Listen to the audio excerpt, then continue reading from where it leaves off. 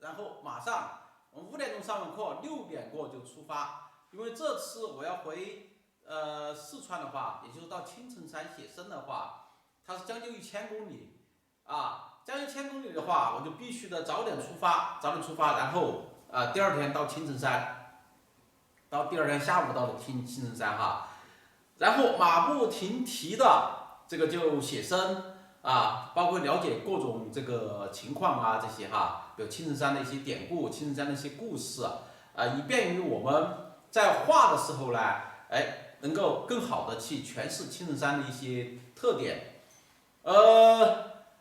昨天中午吃完饭以后，好，在12点过1点钟左右吧，吃完饭以后，然后我们告别一些朋友哈，昨天晚上一直开车开到12点过，本来预计的话有可能我们这节课啊可能要往后推，但是为了不耽误大家的学习，我推了很多的事情，因为大家都知道四川是我的老家，是吧？我这次可以这么说，四川很多我的好朋友，我的这些同学们啊，包括我的学生们啊，这些哈都没有通知，不敢通知。那真的通知的话，走不动路哈，所以说没有办法，这个推掉很多的事情，但是别的不干，就一定是要给大家把课要按时的给大家上课哈。昨晚上12点过才赶到这边。到了这边什么都不干，直接蒙头就睡，保证今天有足够的精力去这个给大家创作这张作品哈。今天呢这张画呢，大家看到了哈，已经放在这里，是一张束缚的作品。还是上次给大家说的话，我们这一期虽然我们是基础班，大家看哈，其实你们把那个我们的课程这个就是拿出来看哈，是非常全面的，给同学们把彩墨山水画的一些知识点都讲到了。这样树的呢，就有很多的学员哈，也是一直就是说，哎呀，郑老师我们跟你学习了，以后，有时候我们想参展。但是呢，你教的一些横幅的像这学期我们的这个就是提高班基本上都是什么？都是横幅的。为什么呢？这学期我们提高班的特点就是听谈话，就是在这个什么，在家里面，自己的家里是吧？或者是朋友或者是单位这些，哎呦，知道你在画画了。好，然后呢，又学了一段时间，有一定的水平了。这个时候，哎呀，我们是不是把你的画请一张这是有些该给钱的给钱，是吧？如果关系实在好了，那也是增进感情的一个方法，是吧？我觉得这是很好的事情哈。所以说，好多都是横幅的。我们这个呢，这个班基本上给大家画的是各种扇面圆幅方的这些方的这些。今天给大家画张竖的基本上我们这个横的、竖的、方的、圆的、扇面的都有了。要是认真的把这学期我们基础班，如果认真的把这些都全部给消化掉了以后，那你们可以这么说就会有一个很大的进步以后再报我的提高班或者报我的面授班，至少你到了这个班上来学习以后你不会说是。哎呀，老师讲什么我听不懂，像听天书一样的，是吧？至少你就知道彩墨山水它是怎么样入手的，是吧？它的行笔，它的一些方法，它这些就好多了，是吧？好，我们今天呢就不多说了刚刚也给大家说了，今天画张竖的，现在我觉得有一点点歪。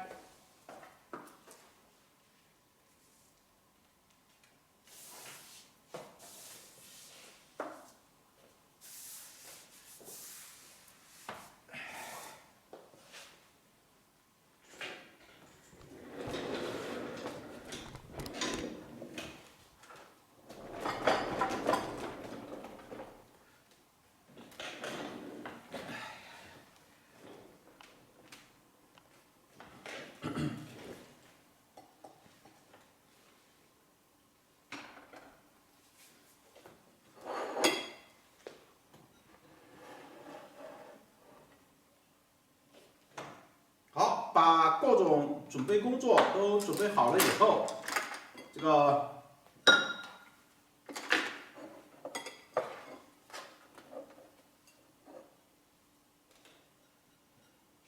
因为还是给大家说了哈，我们这个在画的时候呢，首先第一，我是习惯从前往后面去推，所以说我们一般来说画前面的呢，都会是怎么样？都会是比较这个从比较深的这些开始。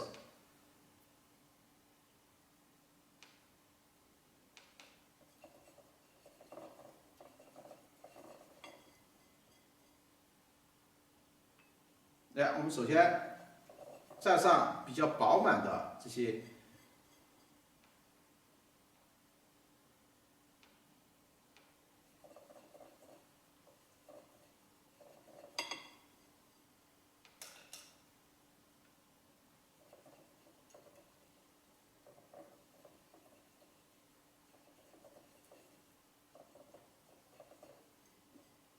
好，基本上把颜色、把墨或色哈这些融合到一起，不要把它到时候有些时候因为墨多了以后哈，它有这种情况，就是说你还感觉搅散了，其实没搅散，没把它散开的话，到时候在画的过程中突然会有一些颜色这个出来也不舒服哈。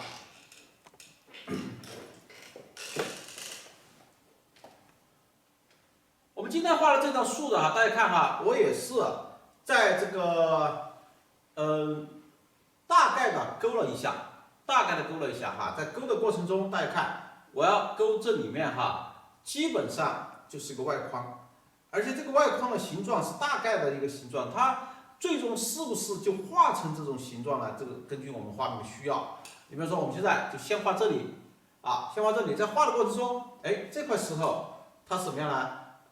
首先第一，大家看，我的笔是打扁的状态，是吧？是打扁的状态。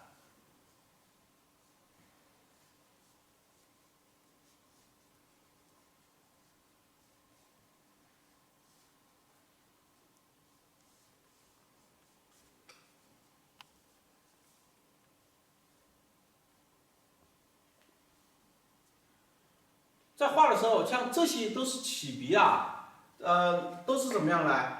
都是我们这个最常见的一些用笔哈，一些用笔。在画的时候，这几笔起完了以后，根据画面的需要，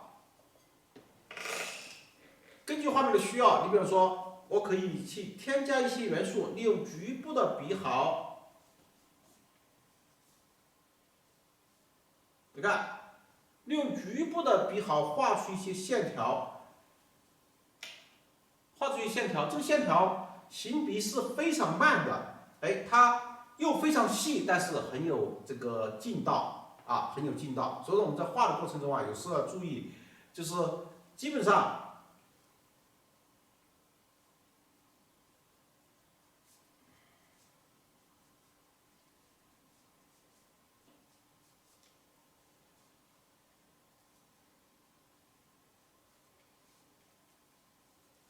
稍微加上几笔，这结构都出来了。注意不要把这些线条画得太硬要抻擦点染，一气呵成一气呵成。这么出来以后，线条它的块面它这些才好。有些学员会容易把它画得很硬画得很硬。所以说我们在这个有时候在用笔的时候，你比如说我比方说这线条画到这里以后，我会揉一揉。或有些地方该虚的地方就画的虚一点，这基本上画在这个位置上的，大家看好，其实很简单。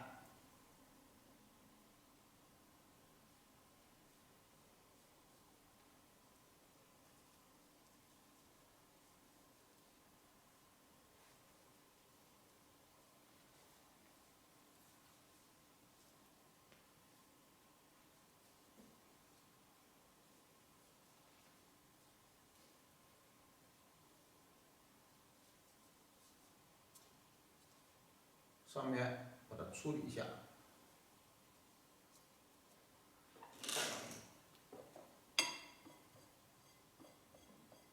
这个地方我准备画一条路，由于我的视线呢还是比较的高，所以说，哎，这条路过来，你比如说我们看，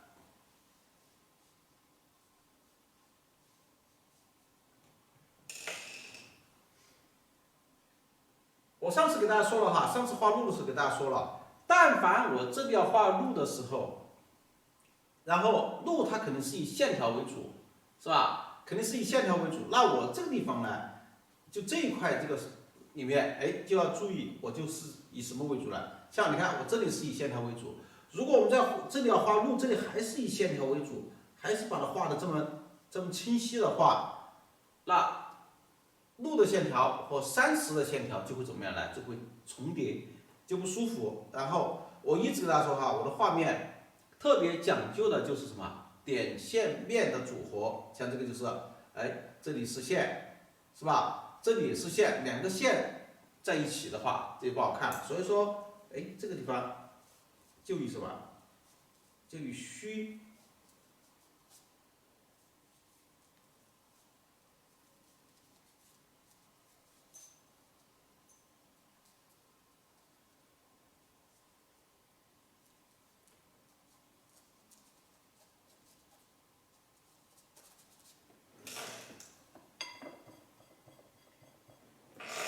以虚为主，然后再往上面走的话，哎，就要注意了，哎，这个地方它又不太适合完全是一块墨，就是怎么样呢？就是用颤笔的也好，或者是用抖笔也好哈，就是我们四川话说的一些颤抖是吧？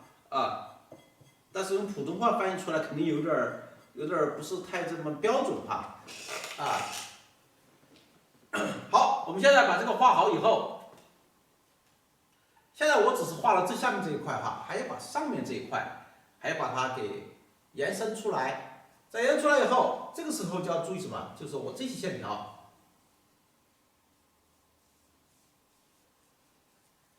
你看这种柔啊是非常重要的，它就是避免了这线条啊太怎么样了？太生硬啊，避免上的太生硬。各种称法，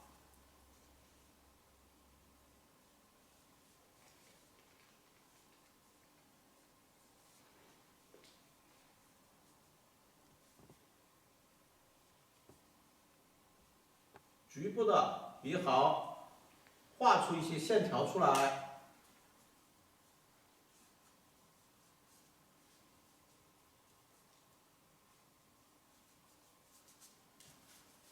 好，再往下面走的话，就要虚了。这个虚很重要，你看，它就稍微虚一下，就很自然的就可以和这个线条啊，是吧？和块面啊，它们就起到一个中间的过渡作用。把这些画好以后，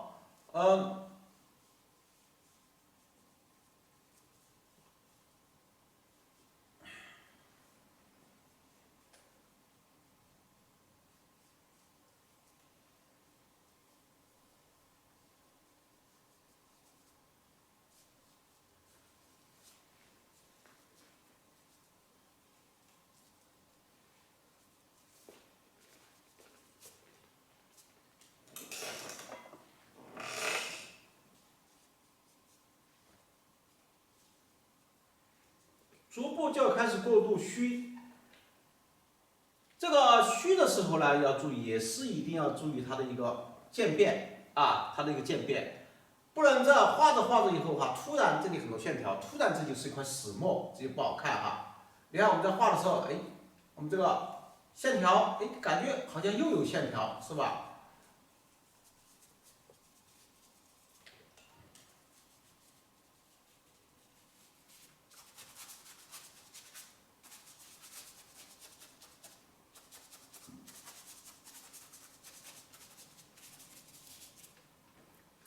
是吧？你感觉好像又有线条，这个就是又能感觉怎么样？里面又有称法啊，里面又有称法这些哈，就出来这种很自然的就把它怎么样就过渡了。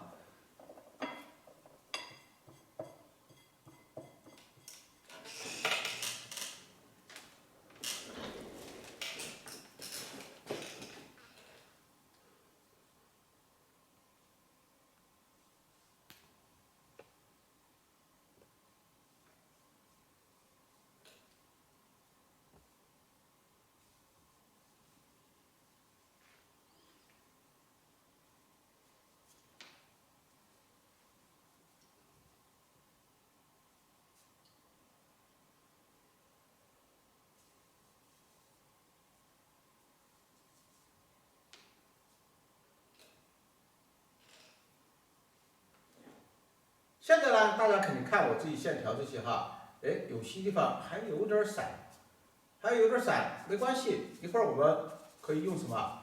可以用这个一些过渡的线条啊，或者是淡墨啊，再把有些多余的亮点再把它擦一下。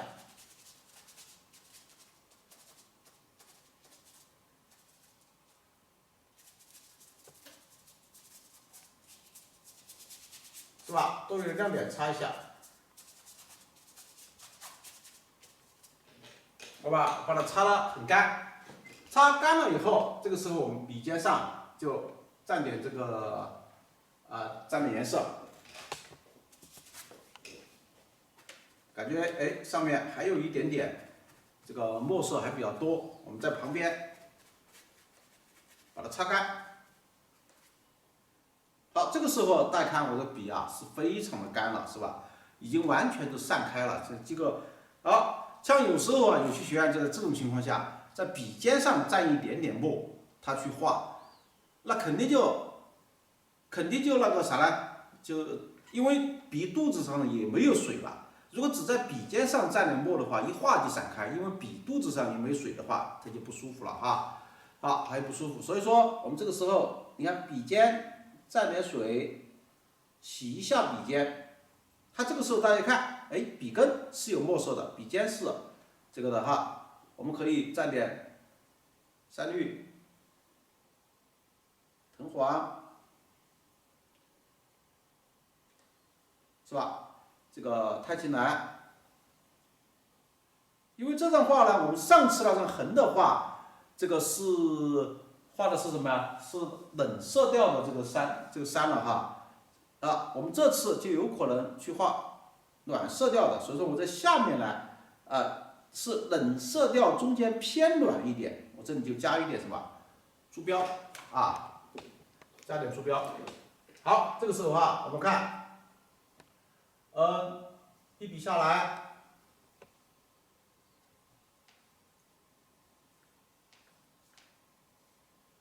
大家看，我这个笔根它是有墨色的，笔尖这里的这个颜色它是很明显的，是吧？很明显。但是我这一笔下来以后，如果不管它，你就会感觉到它这里面是突然一下子就分开了，这不好看。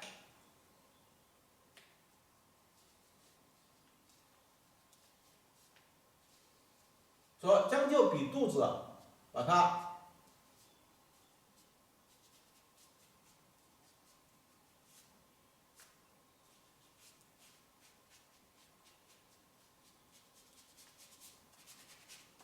你看，擦一下，这个也是起了一个很好的作用，就是让它连贯，是吧？让它连贯。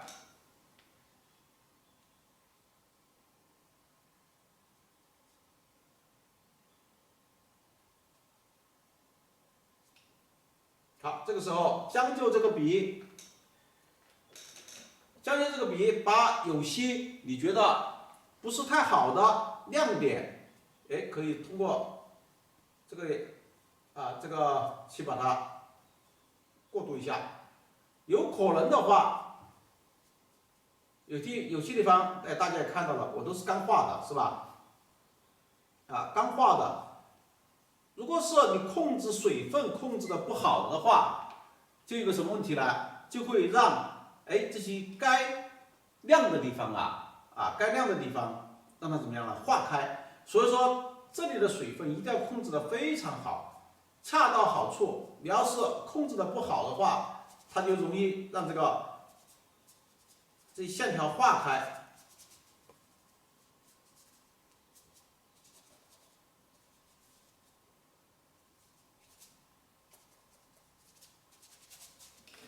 你看，我们现在看这一块就明显的感觉到，这些地方都是虚的，这一块这里是吧？它是很实的，这样子它这个画面因为我们是竖的话其实最不好画了，就是特别是我们上课的时候，最不好上，为什么呢？它效果非常好，但是为了看整体的话，你会感觉到它只有把画面缩得很小才能看到整体，所以就是画面就看不太清楚啊。我们把这里画好以后，可以适当的把这个提起来一点，画下面。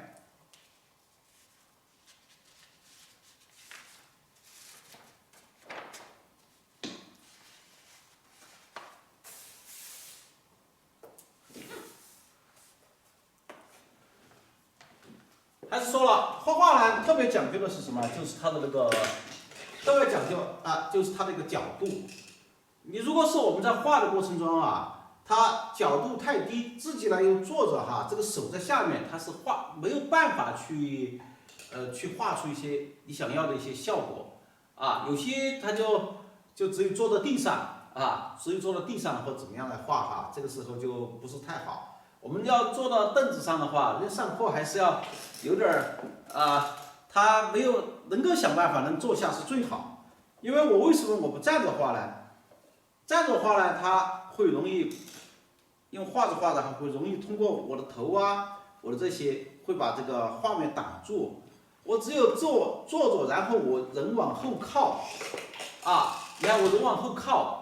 这个时候我们画画，大家都能看到，每个人都是怎么样，都是最佳位置啊，每个人都是最佳位置。我们把这个画好以后，好，这里就有一块山石，这块山石啊，它是怎么样呢？它这个没有人为的情况的下哈，它其实是一块石头啊，它其实是一块石头。由于有人了，我们这里后面画一些房子啊，后面画一些房子，那就是有人在的话，为了我们的方便，我们不可能每天就爬这个山，是吧？每天从这个山上想办法爬下来。最好的办法就是开一条路啊，就开了一条路。你看，这里就把它连起来了，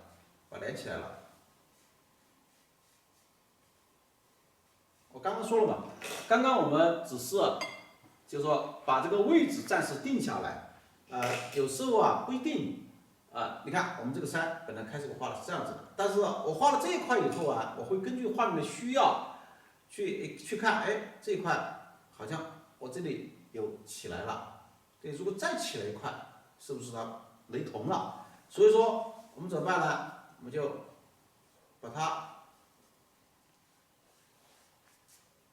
你看我现在这个角度就刚好合适的话，我就不管它是顺风也好，是吧？你看，不管是托比也好，还是逆风也好，它都是刚好在这个角度，还是侧锋用笔也好。所以有时候画画呀，角度很重要，大家也不要嫌麻烦。有些学员就是怎么样呢？就是觉得难得动了，将就画吧，这种情况哈。你看，我们把它一画，因为这是一块石头在这个顶部哈，它是顶部，所以这里它是在它的前面，在路的前面，所以我们这里呢就可以画的光一点。这边为什么毛一点呢？因为这边跟路衔接，是吧？这边跟路衔接，这里要注意了，这里一个线条，这里一个线条，这里一个线条，是吧？我要再画线条的时候，我就要会注意什么呢？你看。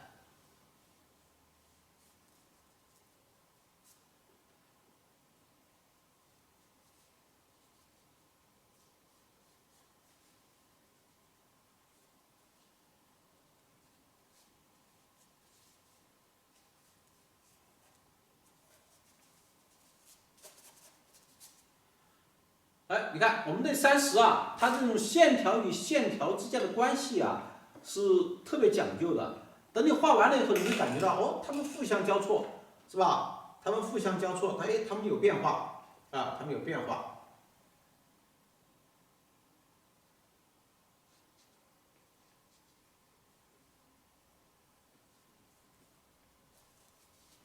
再往后面走的话，我这个地方啊，这就明显这就把它，你看这一块墨非常重非常重，也是为了更好的把路衬出来但是呢，它逐步过去，它又会有一些变化。这块山石呢，它在这个画面上它不是很主要的哈，它不是很主要的，所以说这个我们在画的过程中。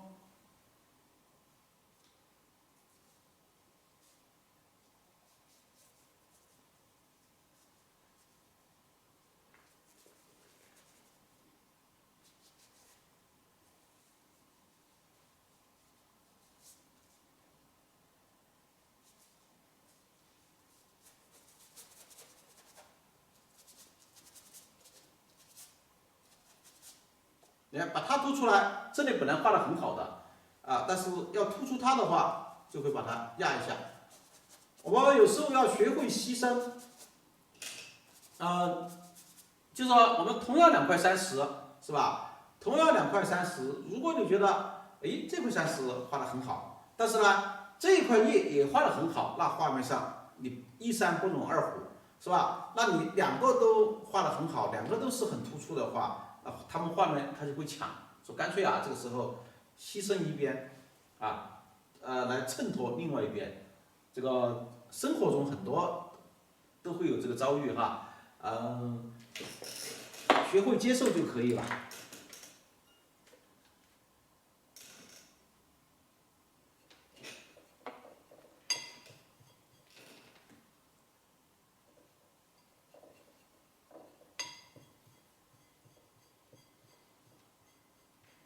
好，你看我们把这个画了以后，这个时候我换了只小鼻，换了只小鼻，这个时候我们就要去看一下，哎，我这个画面是不是可以把它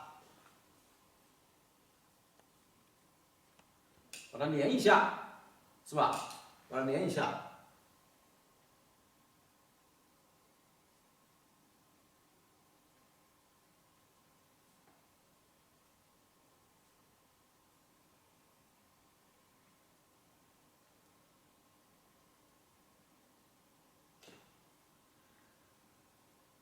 就感觉好像这个路走过来以后，这边这个是一条路，这里还有一些石头。如果我走到这边的时候的话，或者我从这边来看的话，哎，这其实还有一个高度但是看不到了，只能看到一点点只能看到一点点这下面。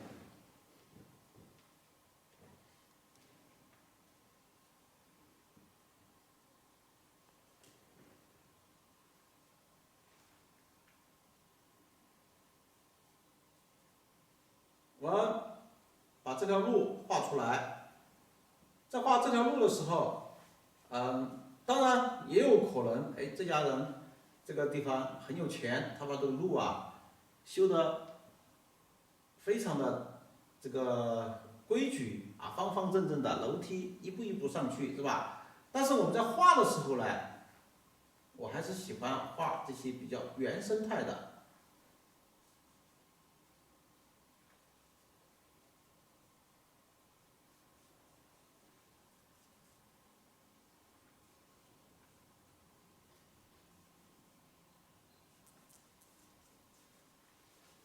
好，再往下面走，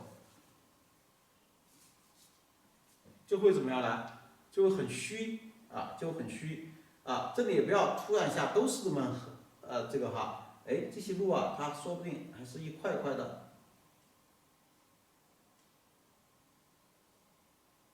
这个方石组成的，说这里面有点变化，根据它这些纹理根据它这些纹理，你看我这么一画，是不是？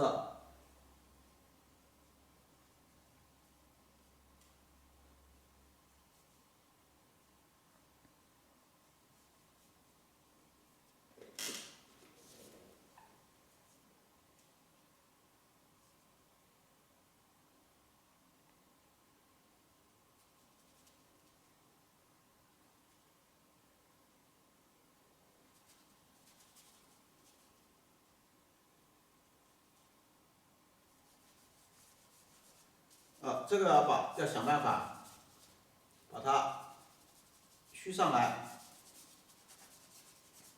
是吧？把它虚上来，这里面感觉到哦，好像有路，又好像这种感觉是吧？这种感觉，你看现在这条路是不是很有质感？怎么就走上去了？走上去了，我这时候笔呢，由于擦得很厉害，开始下面擦得很厉害，所以说呢，笔也很干了。这个时候你就刚刚那个墨色比较浓的墨色，再去把它蘸一下，蘸了把它刮干。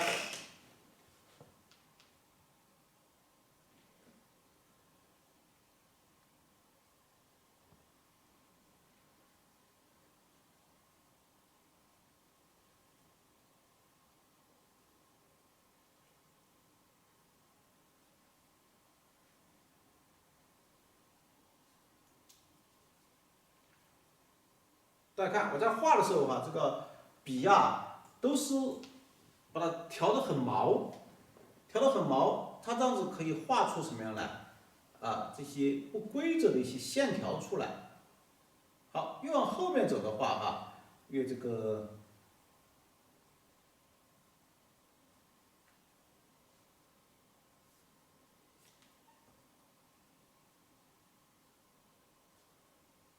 就没有这么复杂了。你看，我们这里就直接走上去了，是吧？走上去，我刚刚说了，这个我们的视线呢，在这个位置上的时候，视线是蛮高的，是吧？它就一步一步走上去。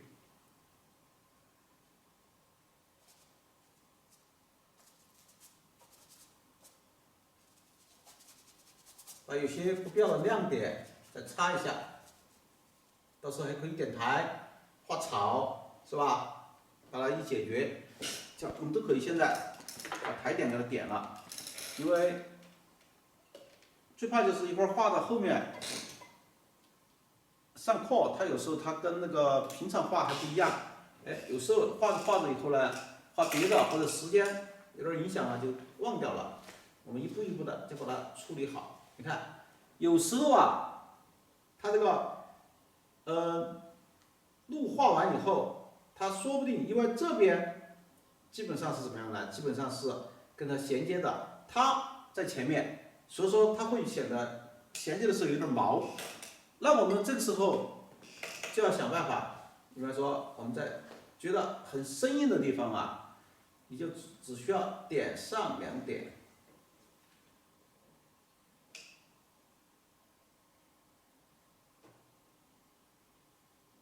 是吧？点上2点，一下子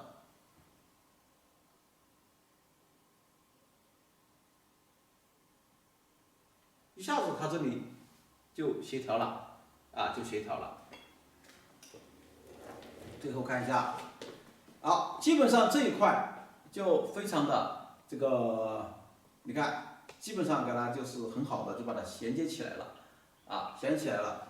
这个时候我们就要注意什么问题呢？就等它干一下，反正也不要等了哈，也不要等，我们就可以干什么？就画上面一些东西，画上面的东西，等它稍微干了以后，还需要在有些地方像这些边上包括顶上包括这些衔接的地方，我们用那个点字笔稍微点它一点，好，这样子它就更好的就是点线面它的组合就可以了哈。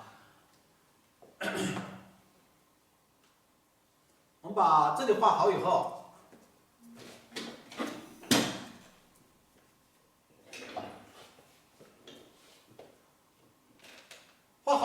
好，这个时候呢，这里有很多的水，是吧？这里有很多的水，我们到时候看到时候看这个水它是怎么去画它这里就可以怎么办呢？就可以画一些这个画一些它的石头。我们这里是以竖或者是斜以斜着为主那这边就不要也是斜着为主了。这边你看，我就是以横着为主，它就有变化。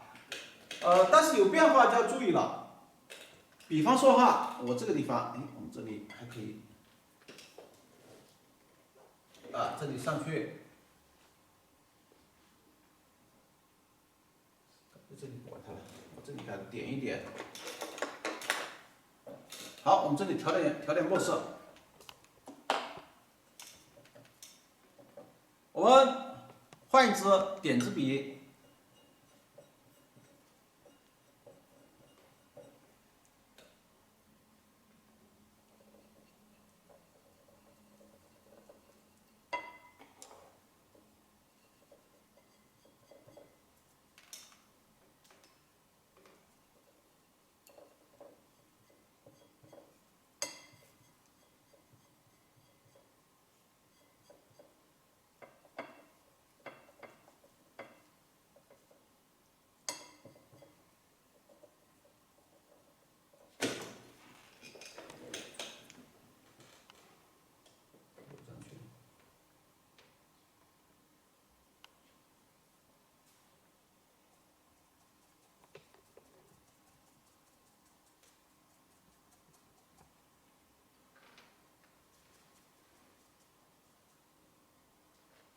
你看这里点一棵树，但是如果你就点成这样子一棵树的话，形状不好看，不舒展，是吧？这么一个好，你就怎么办呢？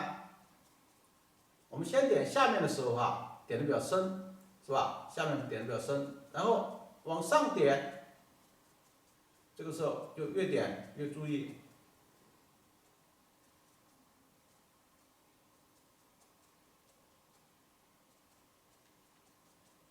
你看舒展一点，是吧？把它点上去。这里为什么要点这棵树呢？就是要注意什么呢？就是这里我要画一个石头，一块石头或者一个出来。画出来的时候，如果我不管它，如果不管它的话，它们就会很生硬的衔接到一起。哎，但是如果我现在，你看。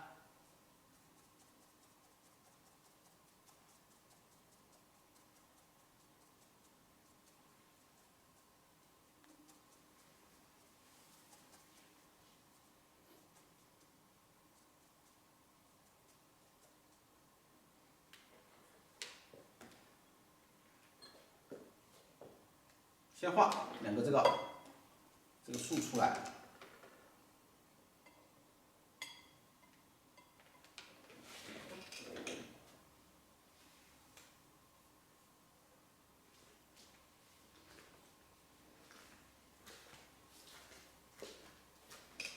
先画两个树出来，画出来以后，根据画面的需要，哎，我们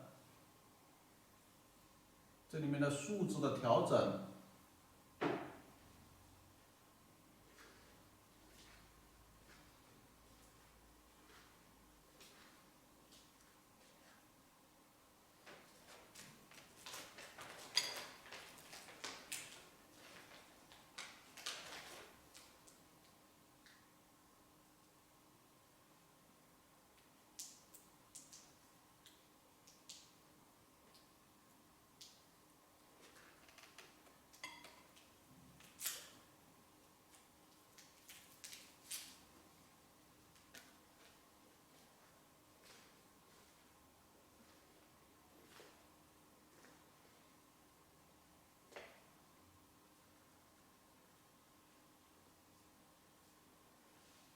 好，把这个数字画出来，画出来以后，我们要注意多来一组，不要突然这里就比较深了，是吧？画出来以后，然后把后面这一组也画出来。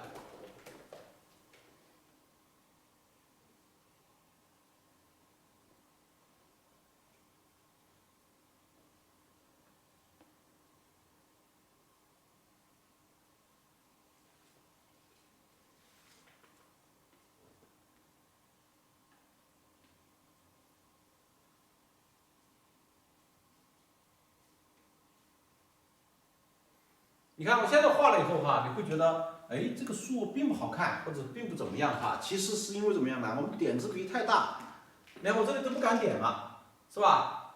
那我们现在只有什么办法呢？只有说先把数字画了以后，再根据需要去调整这个，我们这个称之为什么呢？整形啊，就说了我们。人需要整形，树啊，如果画的不好也可以整形。目的就是为了让这个树，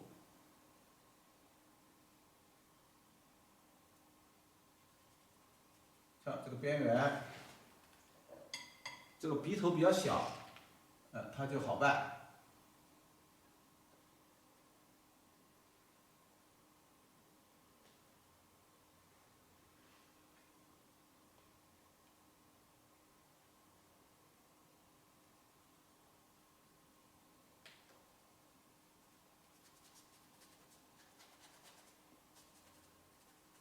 好，正好利用这个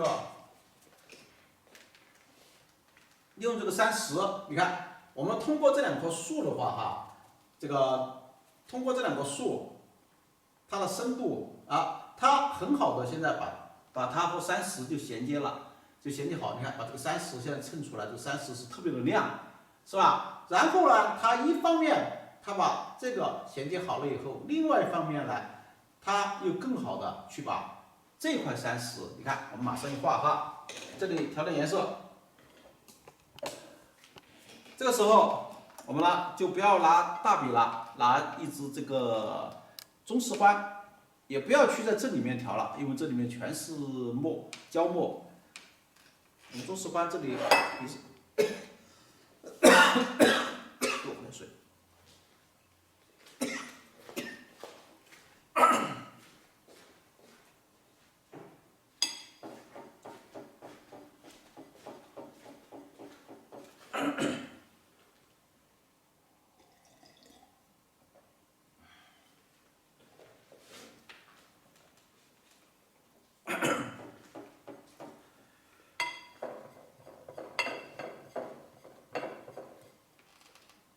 好，这个时候我们加一点这个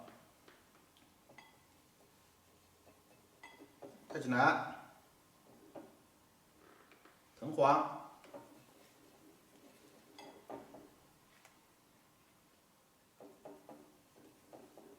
山绿、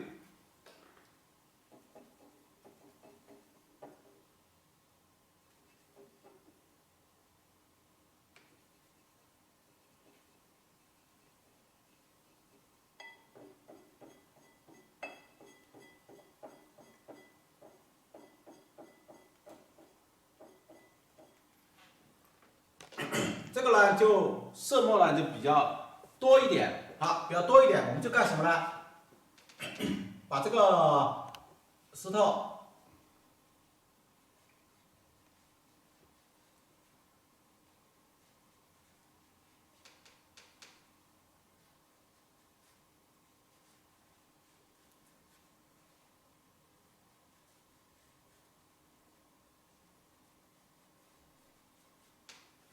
画这里面的石头啊，也是需要什么？也是需要这个它的一些变化哈啊，这里面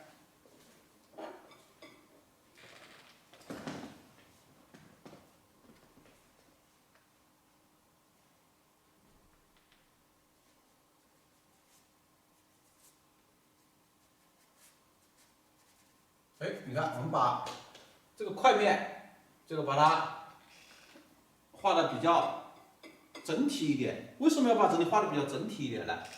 就是因为你看我这里已经有什么样了？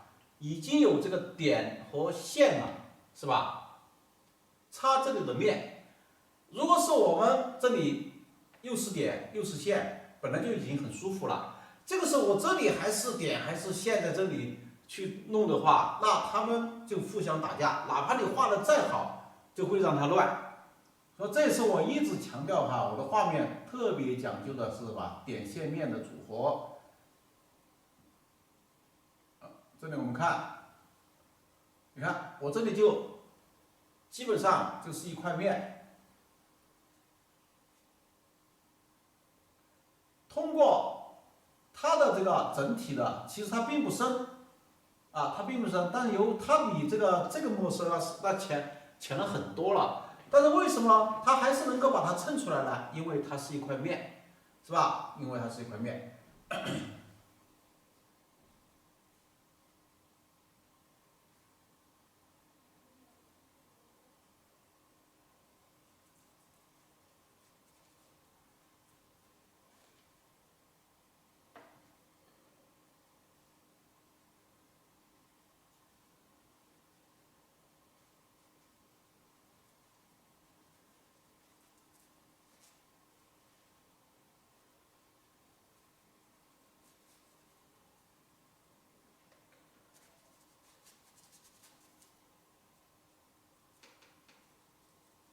好，这下面就是水了。那我们在画水的时候，在画这个石头的时候，我就已经就想办法干什么呢？想办法要让它跟水啊衔接好。谢谢关心啊。我不是感冒了，我是这2天太累了。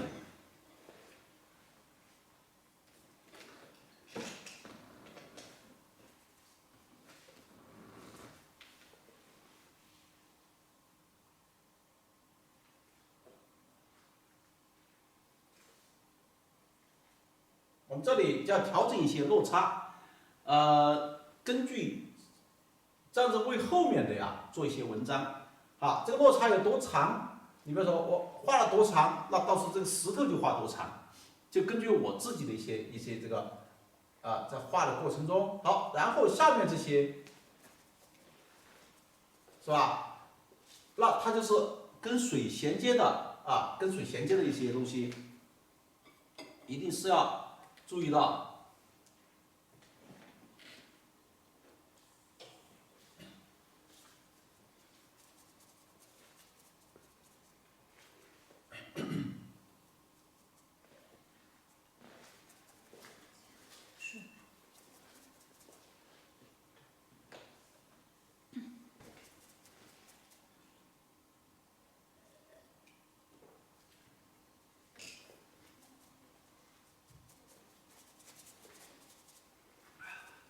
好，你看我这里哈，这里呢，然后我就全部把它画下来，大家看它会不会影响前面？同样，前面这里的墨色其实跟它是差不多的，甚至比它还浅一点，但是它并不影响它这个它在后面，它在前面，为什么呢？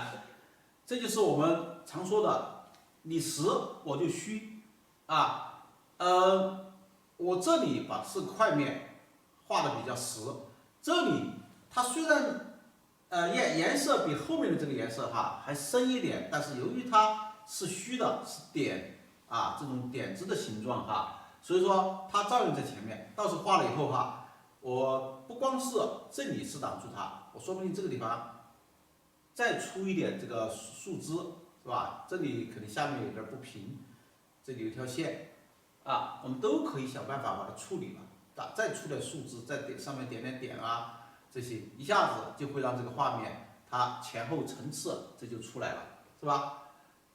好，我们把这里画好以后，这个看看哈，我们争取就画后面这块山，一样的调点颜色。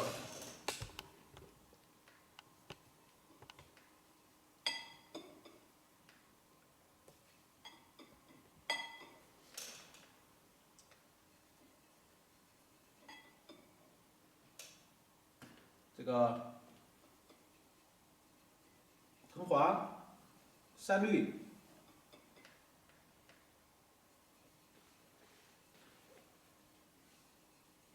朱标，这3种颜色哈，其实就是调什么？就调出赭石色的这个味道出来。好，有些学员说了，既然是赭石色，为什么不用赭石色呢？你看我们现在这里哈，我就要调出怎么样了？偏绿一点的赭石色。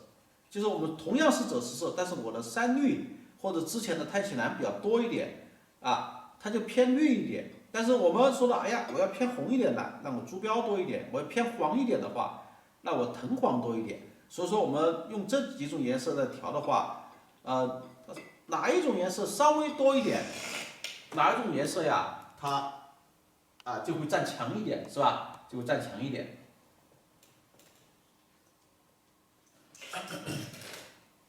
你看，我们把这里画好以后，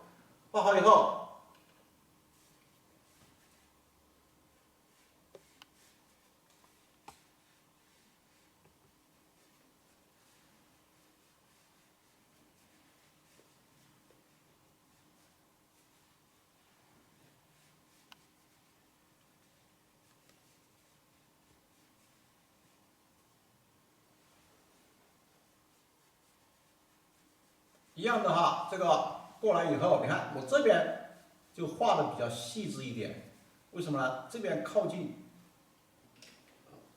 房子，靠近最主要的一个物体了，是吧？靠近最主要的物体。虽然到时候有可能我们在画的时候会根据需要会根据需要，有些地方还要把它虚下来，但是在画的过程中，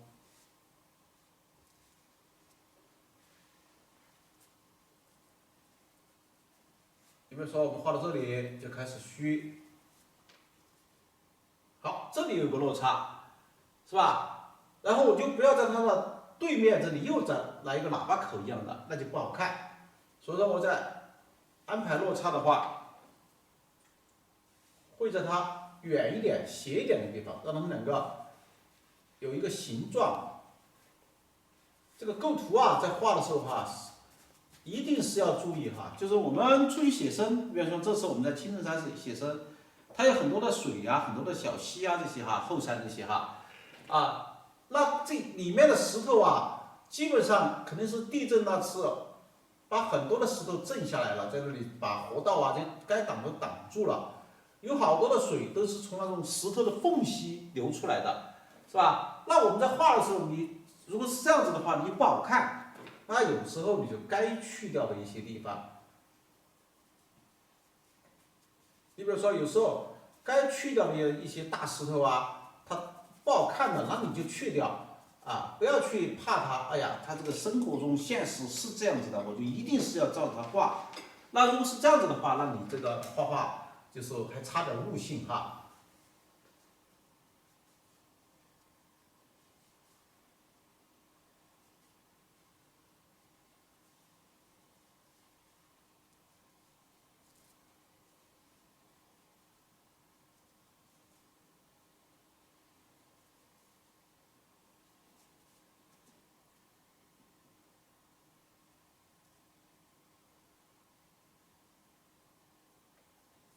来，我们就在调整什么？就在调整一些它的一些基本结构。这个在前面一点，我把它开始在这个位置上，它们就对称了，是吧？我把它压下来一点来，它在后面，它在前面。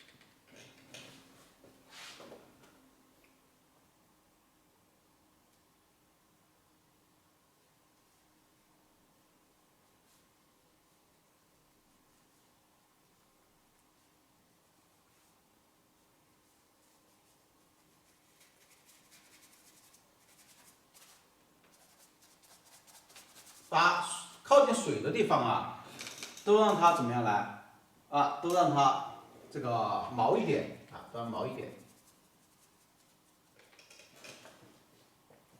你看，我们就把这个画好，画好以后，稍微把水中加几块石头，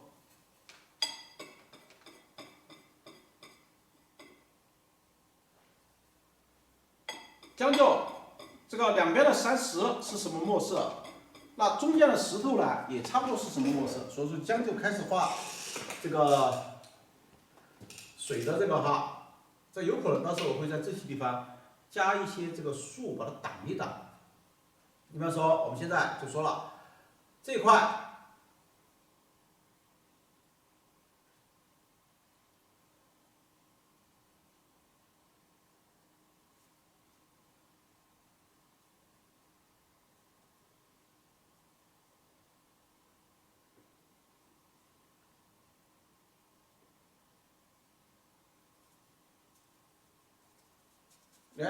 水做的石头在画的时候首先第一，我这个地方高度是这么高，那差不多你看我下面就会是这么高。至于这下面不管它，是吧？就这里至少是协调的至少是协调的。它这样子的话，那我要画这个。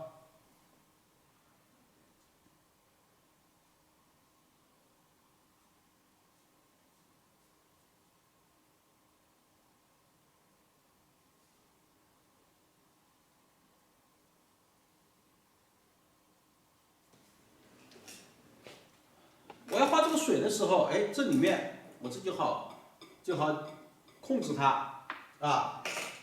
千万不要怎么样呢？就说，哎，这里落差只到这里，那我这里画这么高，它到时候这边就不好解决啊，这边就不好解决，是吧？你看这样子，它很自然的就协调了。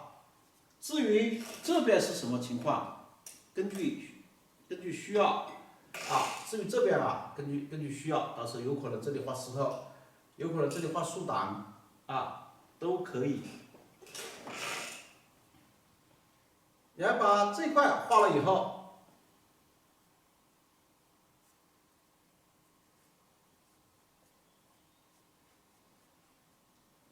好，这一块的落差是这么高，那我这里这么高，你看我一般来说哈，我就习惯很简单，第一笔深一点，啪下来就虚了以后，就感觉石头上都还是有流水的感觉，是吧？这个石头上都还有流水的感觉。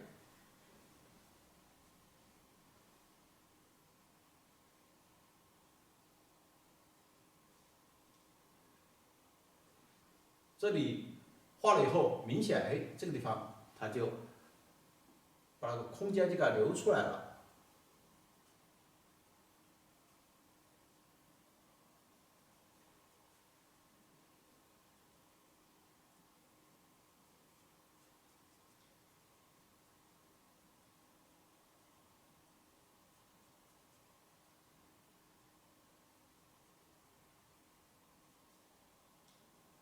是吧？你看，我们现在就稍微，加了一些东西以后，马上你就感觉到这个里面的流水的感觉了哈，马上就感觉到了。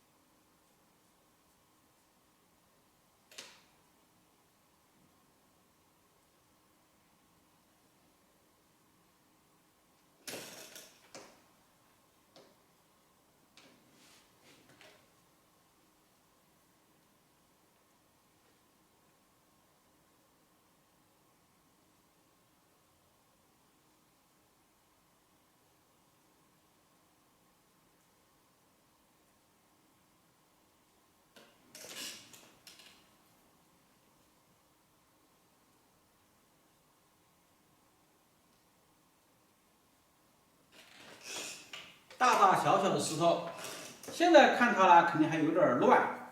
一会儿把水一化的话，它就不乱了。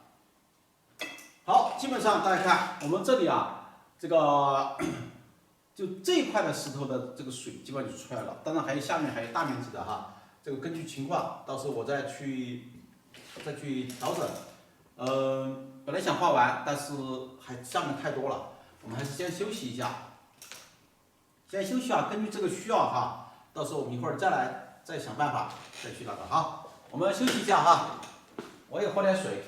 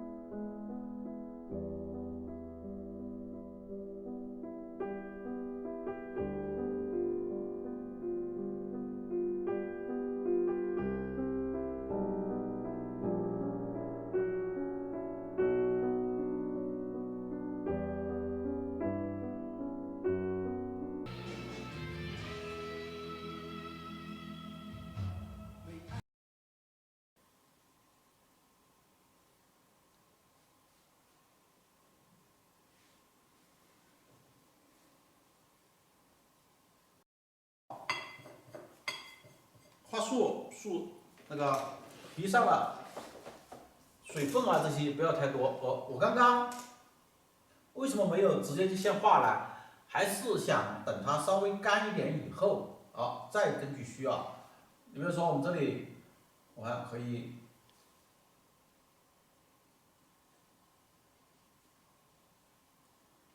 是吧？它这个石头，你看这里基本上是垂直的，是吧？这边是斜的。好，然后我这里这个树干呢，你就不要直着长了就不要直着长了，让它往下长让它往下长。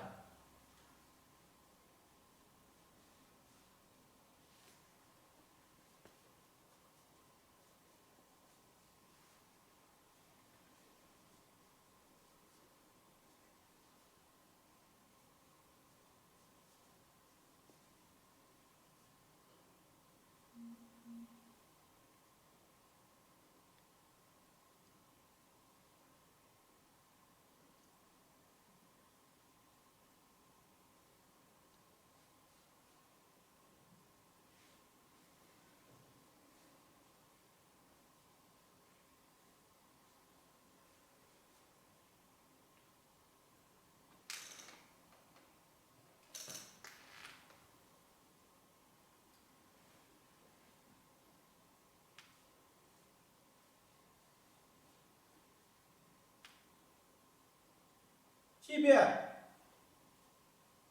我这个地方，你看，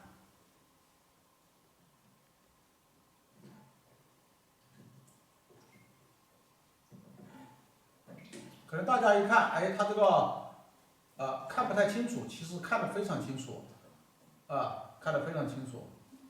因为我现在用的这个墨是胶墨，是吧？我甚至可以画一点，出来一点点，但是把这个水稍微挡一点，后面这个是色墨，那明显感觉到它会深很多。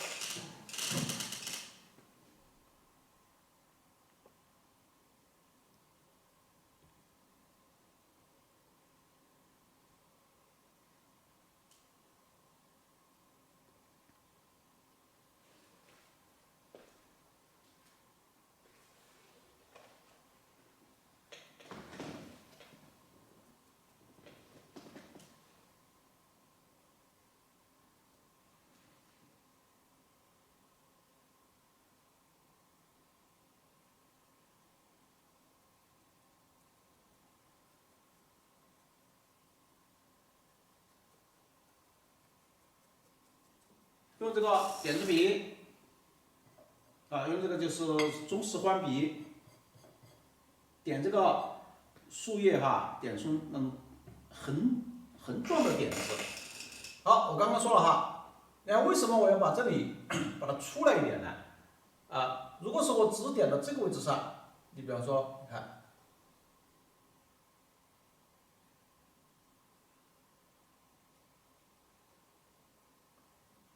如果只点到这个位置上，它这是一条线。但如果我点出来一点呢，那大家看，哎，它就不是一条线了，它是斜下来的。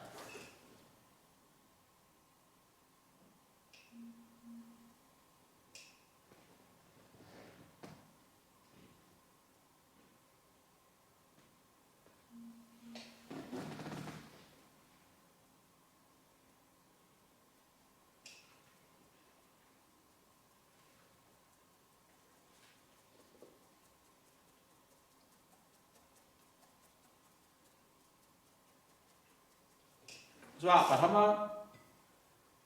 把这里点下来，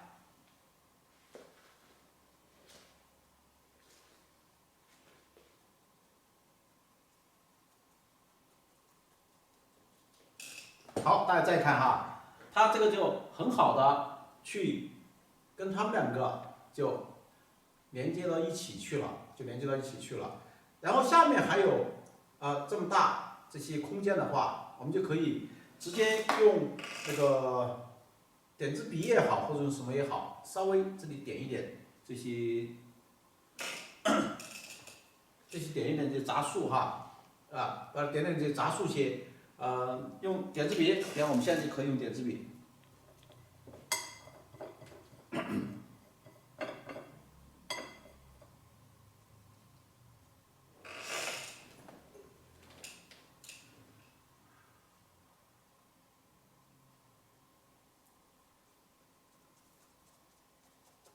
这个点子它就属于什么问题呢？就属于是那种比较粗犷的点子，也是点子比较大一点的点子比较大一点的。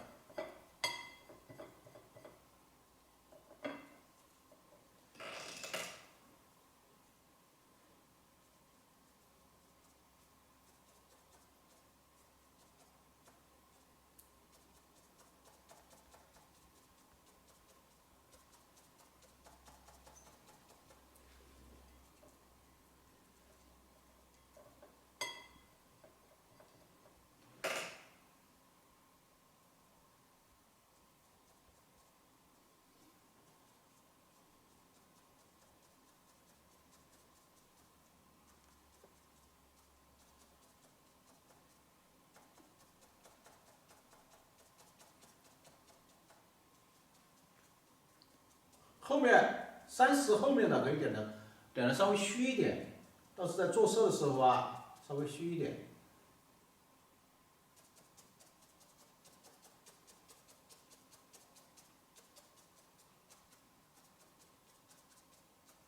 有些可以出来点。好，你看，现在把这里这一点了以后刚刚这么大一片的这个现在基本上没太多了，是吧？没有太多的话，我们再去画这里面，这就好办了有些东西就是顺着它后面流出来的一些感觉。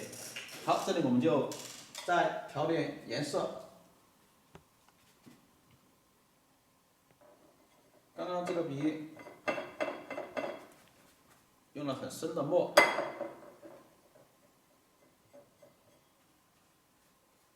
先把笔洗一下。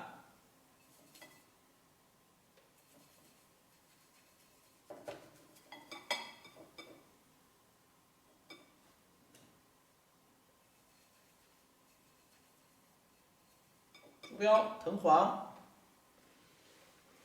深绿，是吧？调这种三种颜色调出来就赭石色。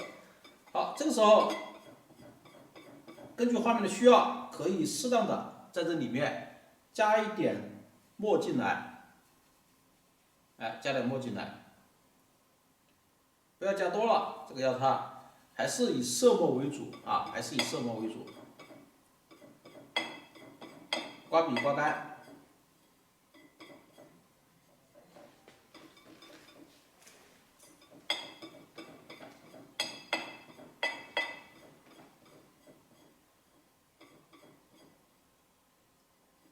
好，我们现在这个调好以后，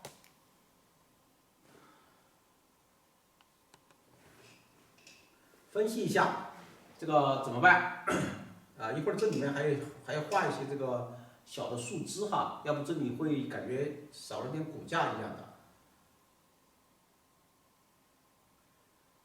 比方说，我们这个地方它有这么水流下来，安排一块大一点的石头在下面流走呢，它会，一般说它会让这个水有变化、分流或者怎么样但是这个石头你就不要安排在正中，是吧？比如这水流下来，安排正中那个石头一边一分，是吧？那就错了。你可以安排在靠近它这里，但是也不能安排在它的正中。那怎么办呢？我安排在它的一个，你看它的一个，又在它这边，也又在它这边，是吧？它们这样子的话，它这个就互相的，好像互相拉扯互相拉扯，使整个画面呢一环扣一环。这个上课呢，反正边画边给大家讲一些我的这个画30啊，是吧？画30，或者是它的一些理念，我觉得我讲的这些东西啊，可以说是，如果你认真听了，对你以后的创作啊，对你以后去，因为这些这个，如果你听进去了哈，以后你画画的时候，你就会怎么样呢？哦，一画哦，哪些地方能画，哪些地方不能画，心里就有数。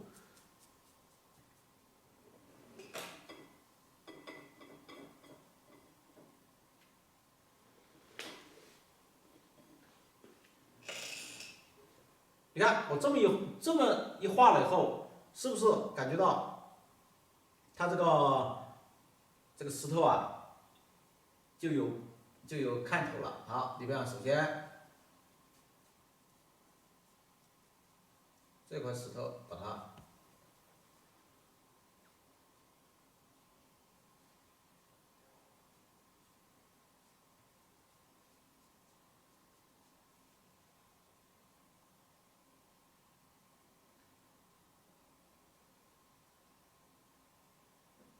你看有大有小，是吧？是水它有分流。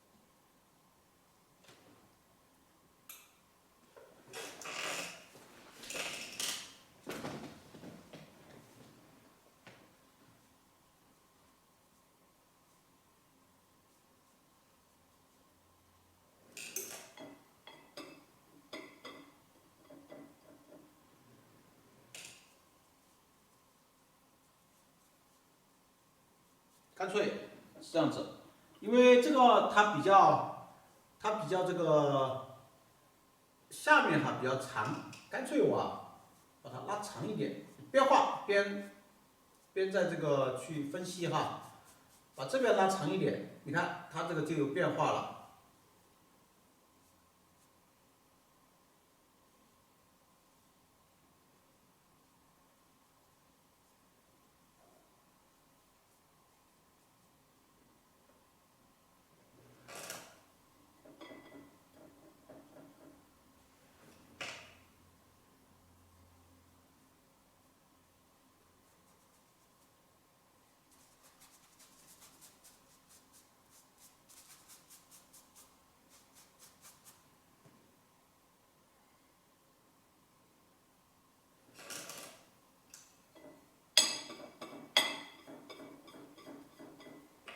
我画画啦，在上课的时候哈，我是特别喜欢这种感觉，就是说创作这种感觉。这个像这些里面都是没有的，都是没有的。哎，就是有了这种感觉以后，我们在画的过程中啊，才会怎么样呢？才会非常的舒服。这个就是在创作的这种氛围当中，如果是临摹的话哈，它会使，其实我也经常临摹给大家看哈，目的是教大家怎么样去临摹这个作品哈。但是我喜欢呢那种创作的这些。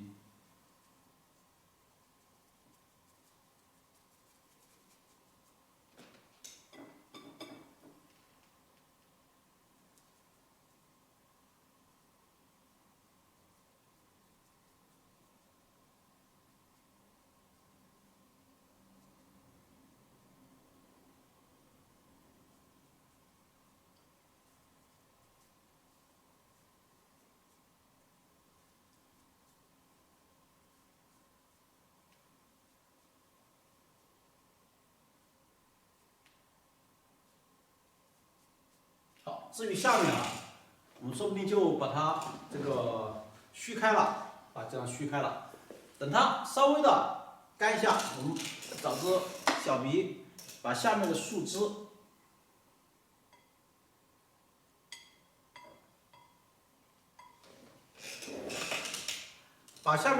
穿一下。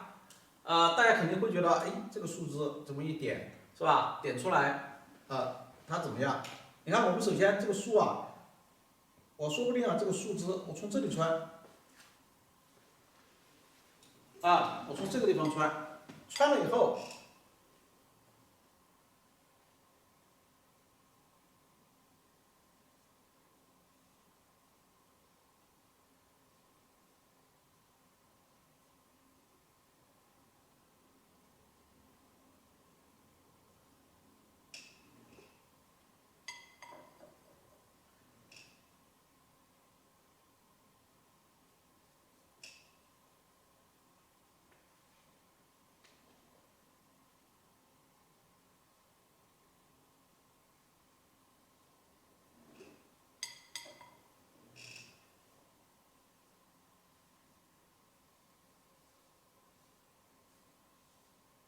有些地方呢就很随意的画一点，是吧？就很随意画一点，它这个你会感觉到，到时一做色的话，你会感觉到里面是有，像现在就说，哎，像它有骨架一样的。如果你只是把它画好、点好以后，哎，里面它任何东西。对吧？都没有的话，就感觉哎少点骨架。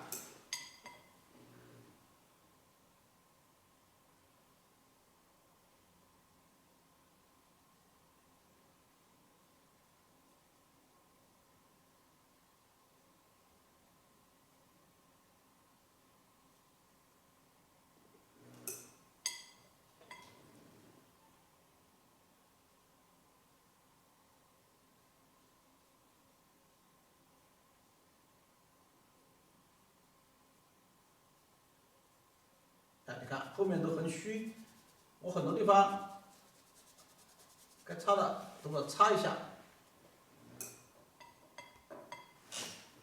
或者你觉得哎这个顶上你看都还比较虚，都还这个点啊还不到位，那我甚至可以，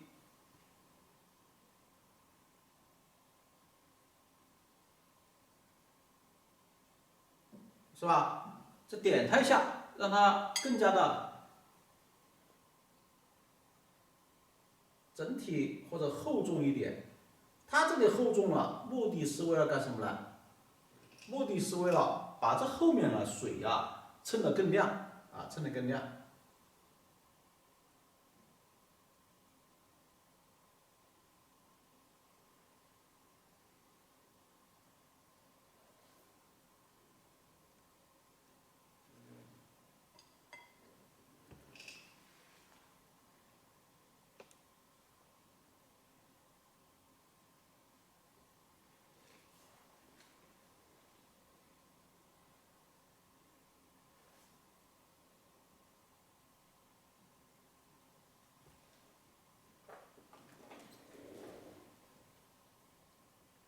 好，我们再想办法把这个水呀，把它现在差不多过了会儿，我们现在调的颜色。这个刚刚是画石头的颜色是吧？哎，我会在这个基础上来看哈，加一点太极蓝、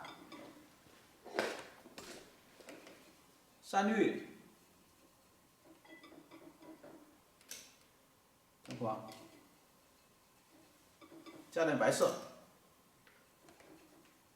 好，你看，明显这个就变得比较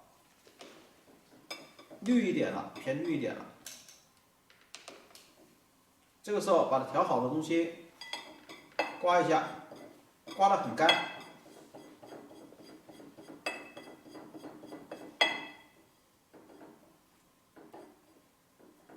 然后在盘子里把这个笔调出，要扭动，就是调出你想画水的一个效果。好，扭一扭，相当于就是把它弄好以后，我们干什么呢？你看这里其实还是蛮复杂的哈，这个水还是蛮复杂的。可以根据需要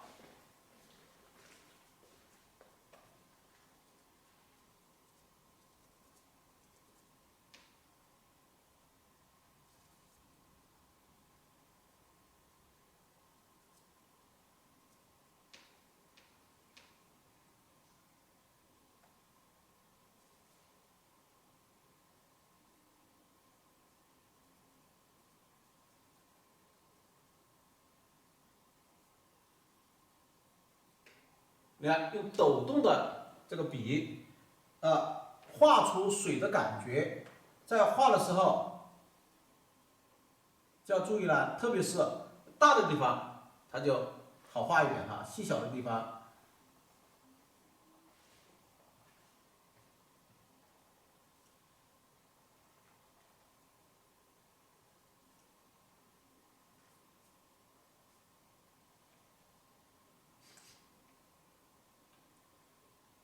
我们这个像这个地方把笔稍微调整一下，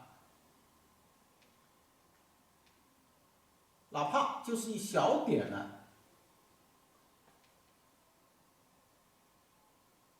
哪怕就是一小点，哎，都要把它水的那种纹理层次把它画出来。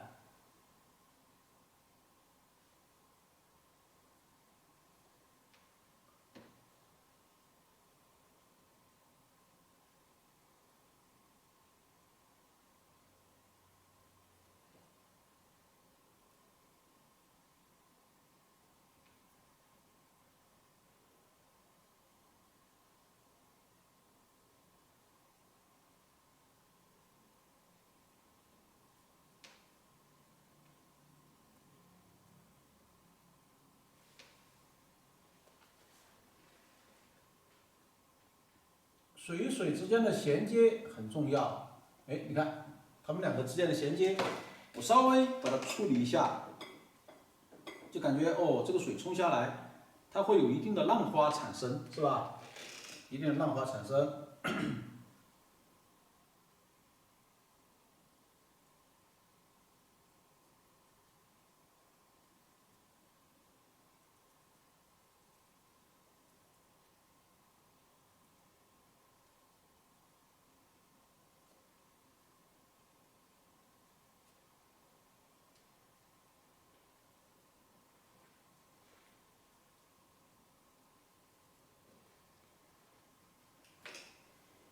我们把这个水一画以后，马上你就会感觉到什么样呢？它这个水的层次就出来了。当然，我们这只是画水的第2个步骤哈，它层次虽然出来了，还不够太明显。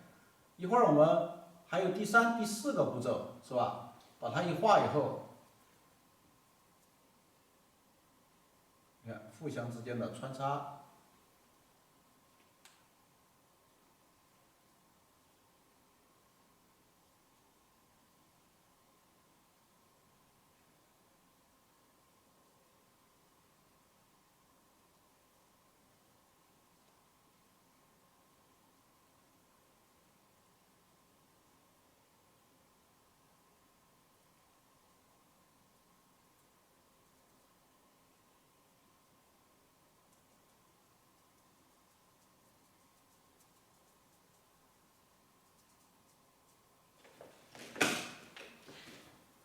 基本上已经感觉到，哎，这个水的流逝啊，这些都出来了，流动的感觉。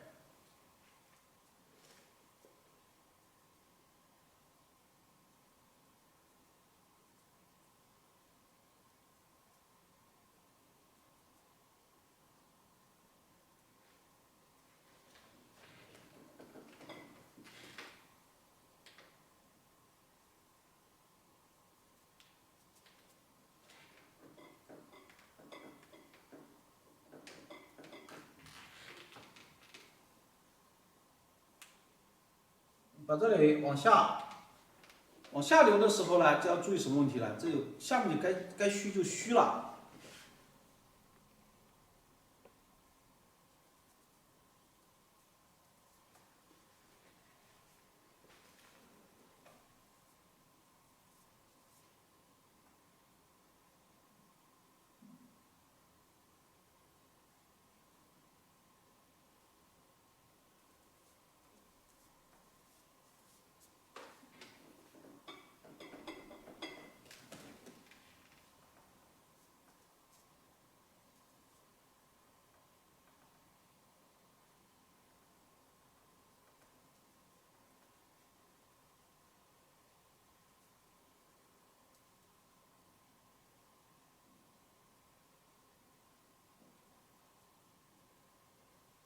哎，我把它画出来以后，因为它这股水在前面，它在后面，所以说我先把它画出来以后，到时再去染它。染的时候要注意，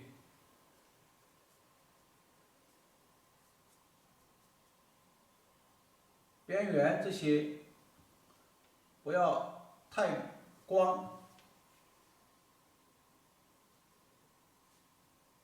哎，要把它层次画出来。这边也是要把它层次染出来。不过这些都要等到第4步哈。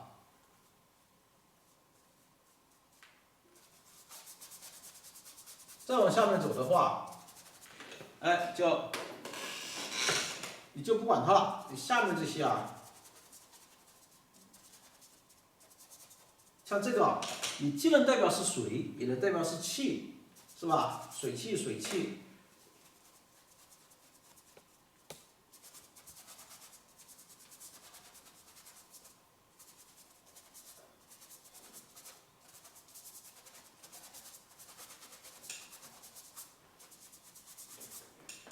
我们现在看这一股水，现在呢，它还没有去那个，当然还没染哈，现在也不方便去染它，因为还是湿的。我们就等它稍微干一点以后哈，现在我们把这个放下来。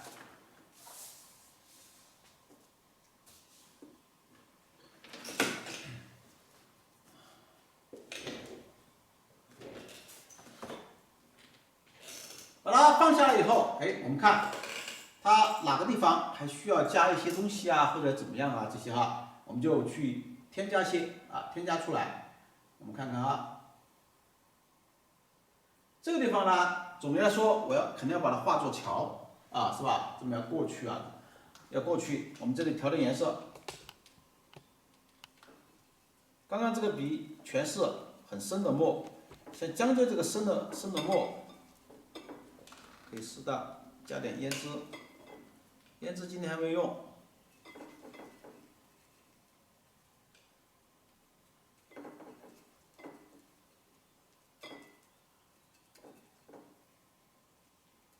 鼠标，藤黄，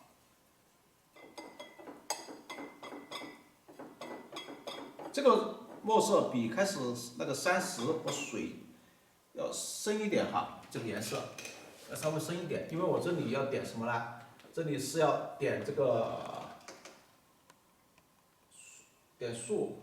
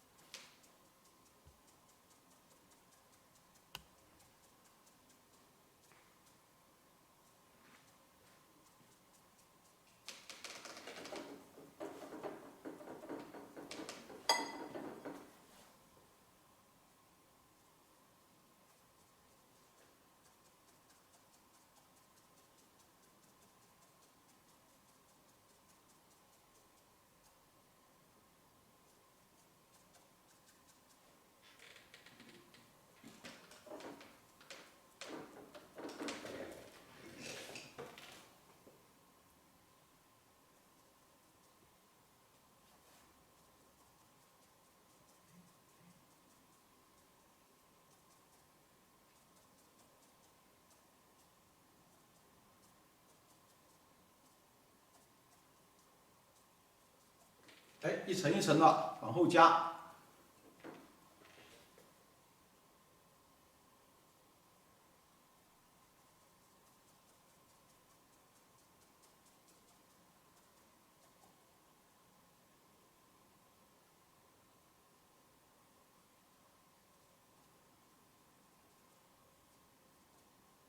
我们就说点字笔呢，它笔头比较大。你看在点的时候啊，只能说点它一个大概，但是它把它的大概点出来以后，一会儿我们再添加一些东西以后，它就方便多了。你就不要堆在一起，你看，哎，这个时候它们都很高，你这个画一个胖一点的，是吧？这个山上。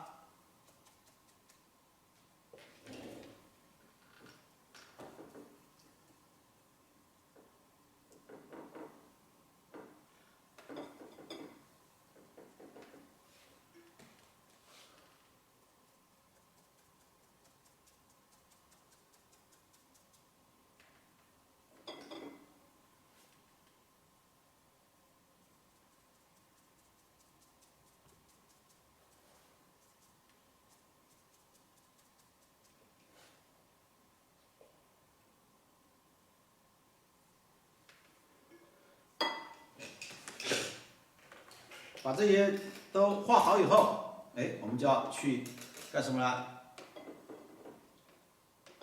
把树感，这个树感都非常重要哈。这还是我说的，我们这是一种违背自然规律的一种画法，就是先长树叶，再长树感。这个时候你不管它违不违背了，只要你画出来效果很好，是吧？这个就跟我们就说的一句非常有名的名言，就说的，不管是黑猫白猫，是吧？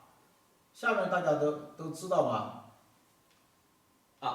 知道的话你们可以留个言哈，不要这个就是大家都睡着没有？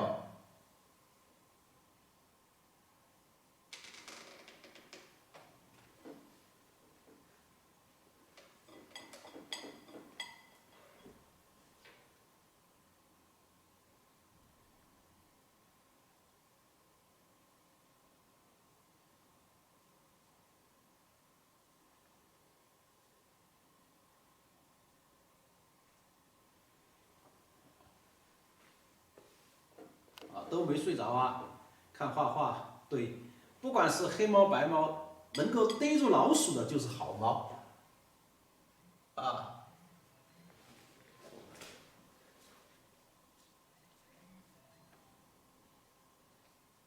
画画也是这样子的哈，不管你是用什么方法去画，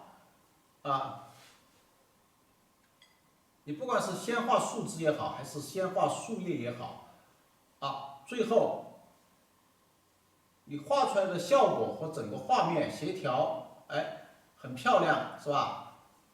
那就是好画。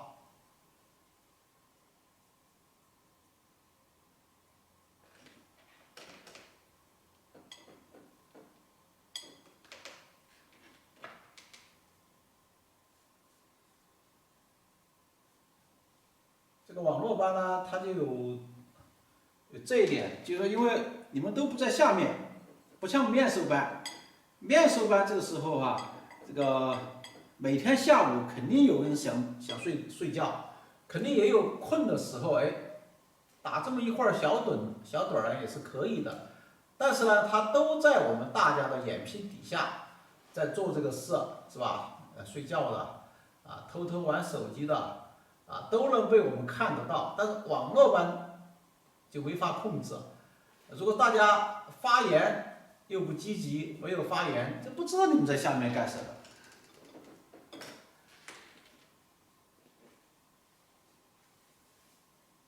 有时候我看到，哎，讲了半天，几个小时下来，大家都没有去发言，就不知道你们是在干什么了。现在知道了哈，你们在专注看老师上课。我也希望我通过，你看我边画边讲，其实讲的都是非常重要的哈，讲的都是非常重要的。有很多的这个知识点你们只要去认真的去学了，当然也看我画，这其实画是最重要的，又看我画了，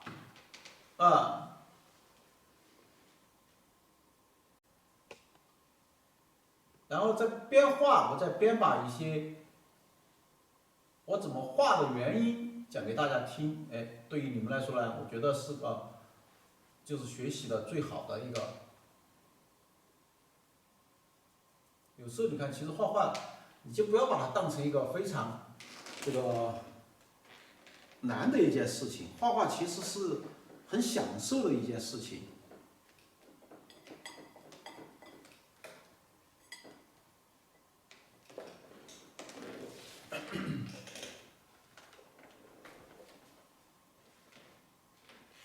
这个后面稍微深一点，因为这个后面跟这个树啊，它差不多，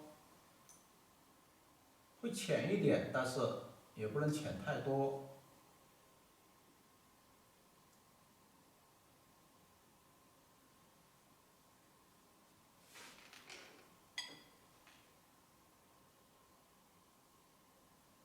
我刚刚说了，我的画面特别讲究的是什么？就是点线面的组合。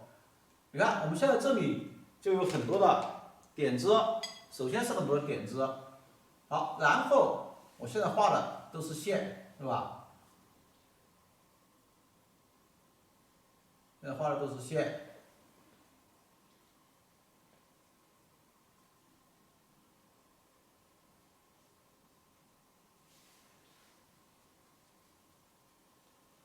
那就要想办法把有些地方啊，就要把它画成什么面的感觉。你看，我们刚刚说了，我在点的时候，啪啪啪几点一点，是吧？至少就是把这个树衬出来了。但是在点的时候，我是给这个树顶啊，是留了足够的空间。我不是说啪一点就点到下面来了，是吧？给它留了空间。但是呢，由于鼻头很大，这个它有时候点的，你看，要么就是个圆圈啊，要么这就是一个平的啊，要么这里就太光，都不是太舒服。怎么办呢？哎，就要靠这个小鼻。你看，画完以后，我们这个小鼻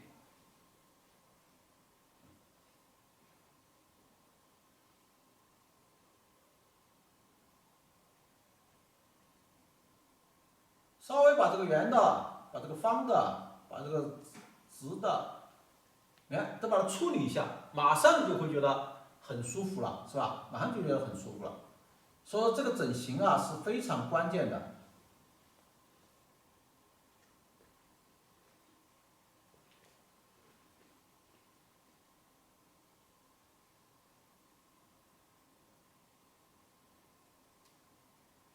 好，这里就不要把它画到底了，因为它们都是路后面的一些树。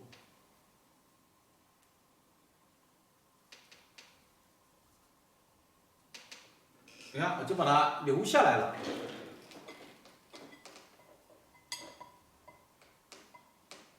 留下来以后，这里我们就开始画条路啊，下面这条路哈，它是延伸上来的，你看，就透过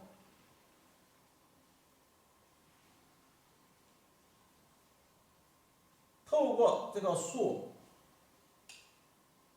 相当于但这条路呢，也是一样的，画到这里的时候就开始虚，也是一个块面。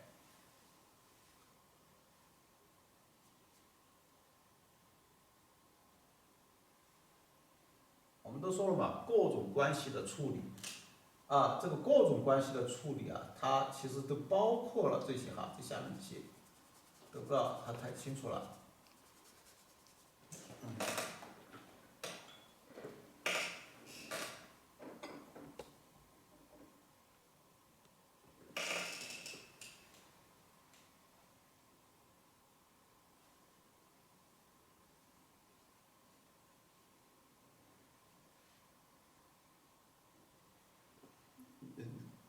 你怎么看得到路了？说这么小。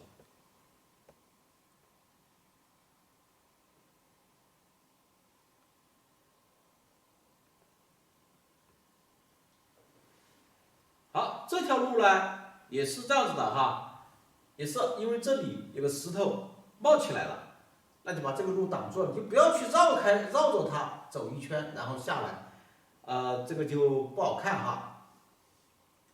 我们把这里画了以后，还有一点时间，看能不能画好哈。当然可以我看啊，还有点时间，我们就染这个吧。还有点时间，我们就去把这个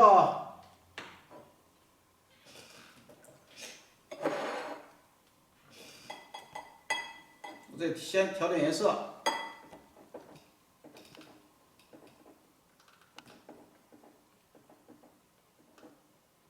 这个墨色太多了，脏的太多了。多余的颜色可以到这里面来。好，这个时候你看我蘸一笔水，它就会怎么样呢？就淡很多了。这个时候加一笔。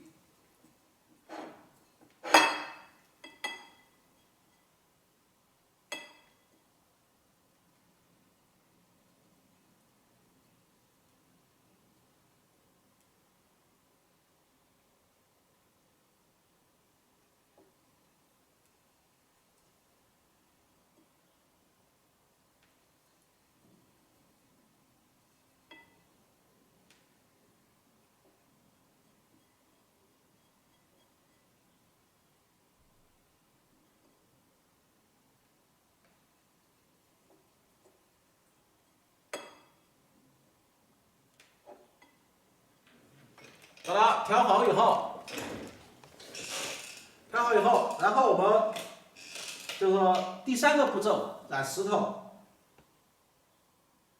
你看我们在这个没染石头之前哈，这个水还比较花，是吧？水还比较花。你看我这染了以后，我们再看。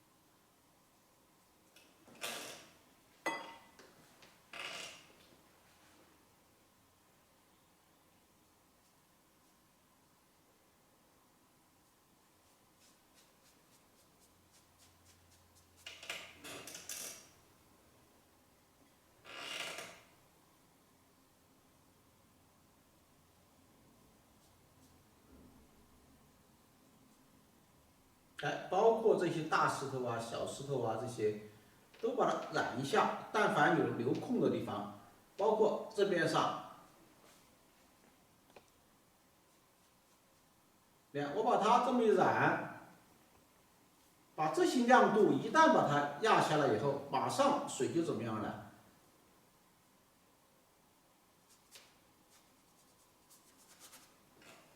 啊，马上水就亮起来了。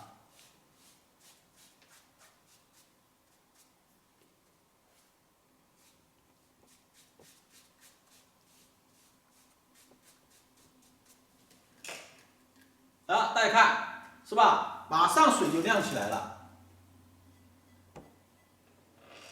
你就整体不动。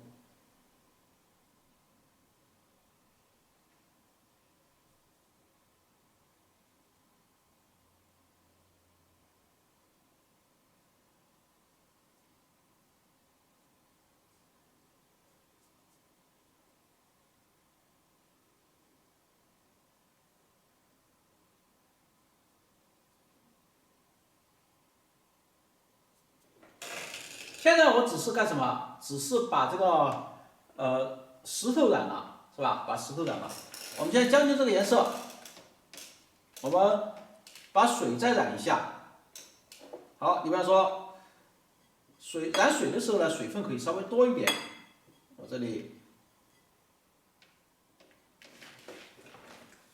你看我把石头一染以后哈，它整个来说，石头跟水啊，明显就怎么样了？就脱节了。啊，虽然它的层次也出来了，但明显是脱节的。我们怎么办呢？怎么能够让它们把水和这个石头就连起来呢？不要它脱节了。啊，我们这里马上就可以实施，先把这些都染一下。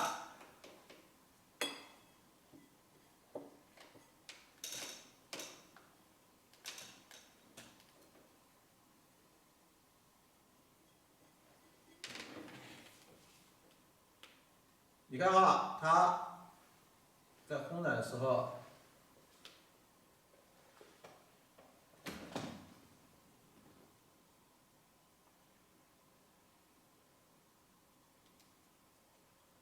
把这个水的这个边缘啊，水跟石头你看连接一下，每个这个石头它的边缘都把它稍微连一下。好，水与水之间衔接的地方，你把它压一下，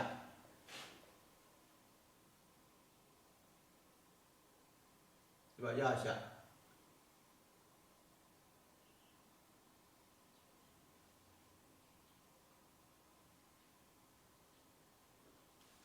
大家看，我现在染了这上面以后，和还没染下面，它就完全就不一样了，是吧？完全就不一样了。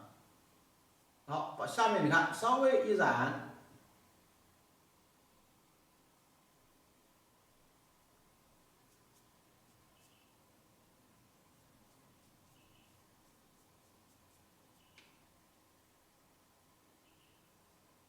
就不管我去怎么染水，怎么弄哈，总的来说，要把这个怎么样呢？要把这个水的这个亮度啊，一定要留下来。你比如说像这里这个水，哎，你看它有2个层次，先把这个石头稍微染一下，是吧？哎，这里染下来，这又是一个石头，又是一块。但我们现在染了水，不等于说是好像就万事大吉了哈。到时候在烘染的时候，它还要根据画面的需要。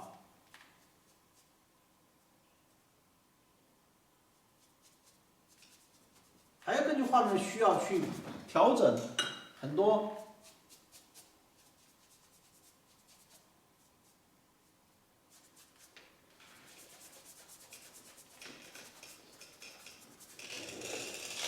好，你看现在再看这个水是不是啊？这个出来的效果啊，这里就出来了。好，到时候在水上啊，点点苔呀，加一些小树啊，加一些这些，它一下子它就舒服了哈。好，我们休息一会儿哈。这个时间过得很快，又到了4点钟了。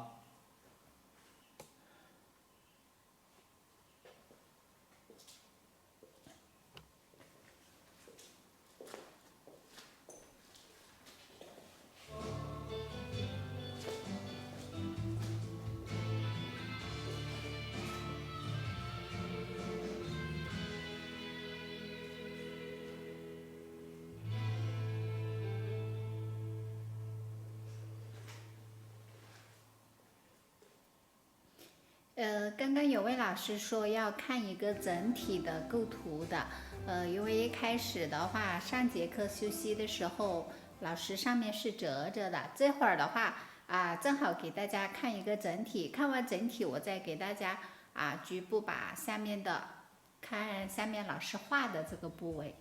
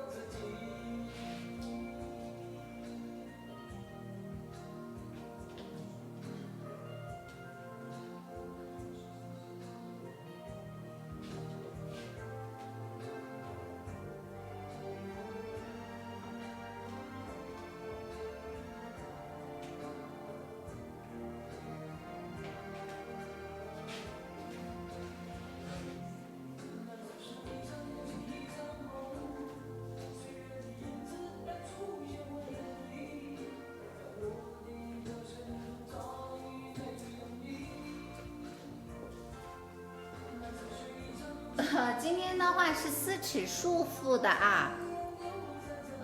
您可能这2位老师是刚进教室吗？4尺束缚的，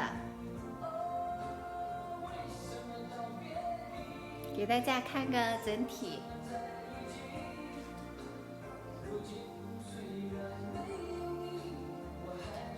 如果有时候大家不知道是多大的作品的话，在我们每节课的标题上都会写的有，例如今天是第18课，上面就会写着4尺束缚作品，所以大家就会很清楚的知道它的一个尺寸了。上2节课画了4尺横幅的啊，今天这节课以及下周6的一节课啊，2节课是完成4尺束缚的作品，这样方便大家学会之后以后去参展啊，参展一般是束缚的作品。整体来看像很窄，因为的话这是摄像的一个问题，因为把它缩得很小。这也为什么就是说面授班看起来跟网络班有些不一样的，因为每个人看到的画面啊，还有自己的手机啊、电脑显示的色彩，可能都有所不同。他问多大尺寸？这个尺寸是1.36米乘68。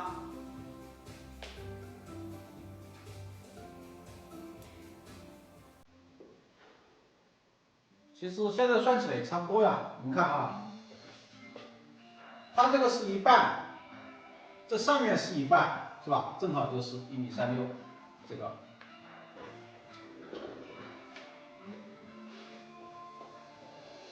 4尺横和4尺束缚的啊，都是136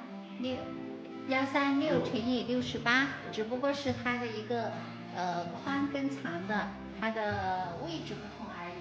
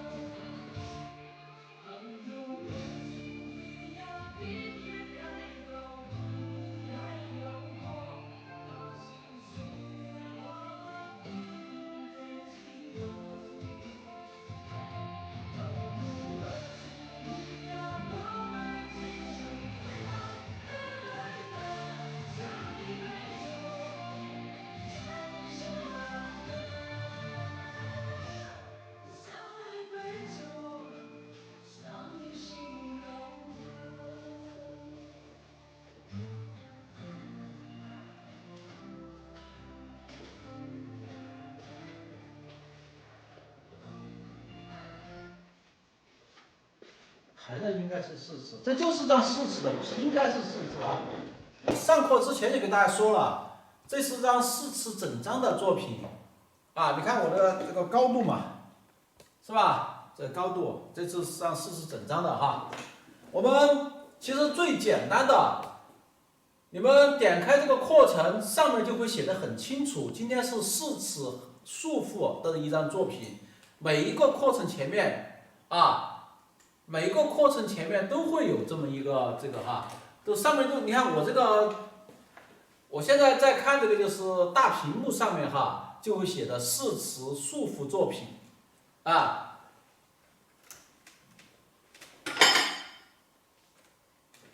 好，我们把这个画了以后，我还得把它放下来点了，因为下面基本上就画完了啊。这个我开始也看了哈，也看了，它要是画完了以后啊，我们把颜色一做，那是很漂亮的啊，很漂亮的哈。现在呢，就是我们把下面这个课次的话，就把这最关键的把它画好，画好以后，再下周的话。那我们就可以把远山一画，这种画是很漂亮的。这种画，先忙，我还是先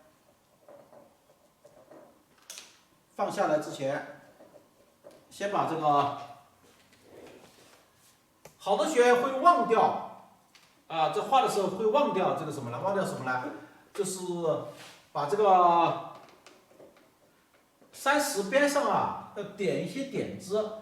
它点这个点子有2个作用，一个作用呢就是代表山上的植被，另外一个作用呢就是让线条跟块面通过这个点子来衔接啊。比方说我们就可以，你看我现在点的这些比较块面的地方。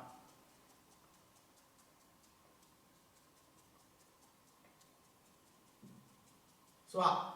它就是代表的是什么？植被。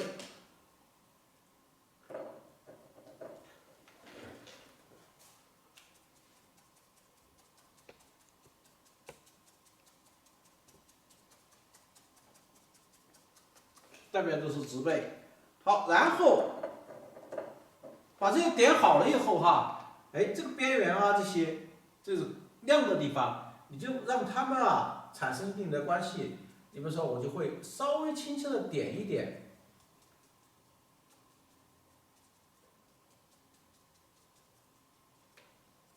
让它不至于怎么样呢，都这么亮。你包括下面，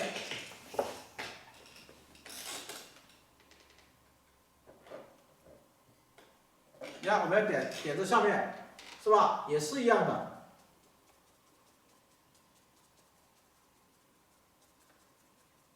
逐步过渡，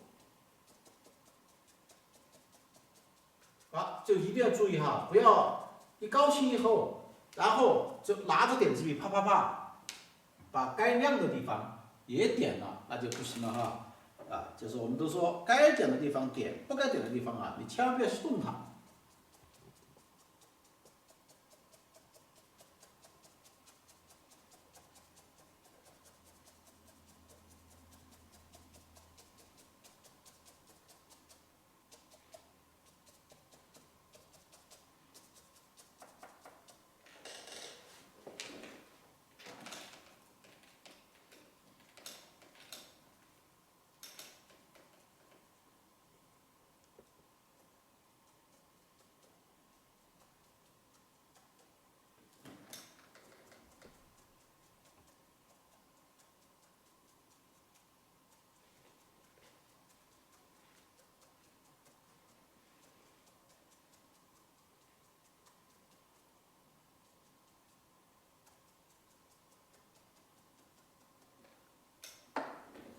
好，稍微点上2点，点上2点。我们现在就说了，要把这个画一下。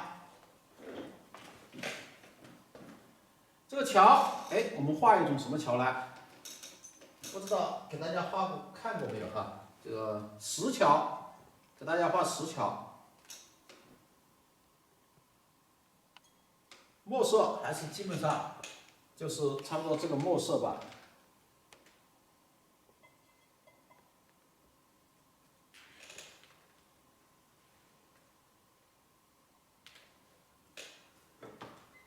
桥呢，它是有个什么哈，你可以你比方说哈，我们现在就干什么了？首先，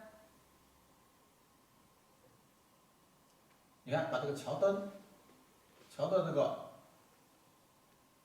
桥面的这一块哈。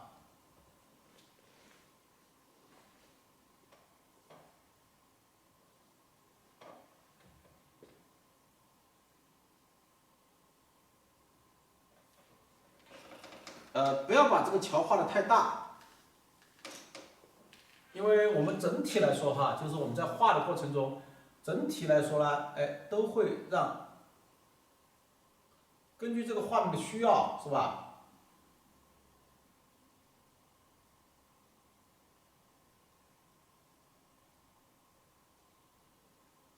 好，比方说把这个画好以后，这个桥的就像一个砖头堆起来的一样的哈。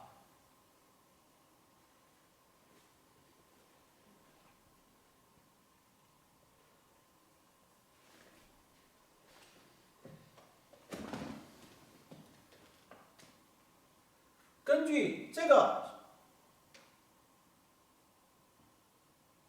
好，再往那边走的话，它就不一定看得到了，这边能看得到了啊。这一块把它画了以后，我们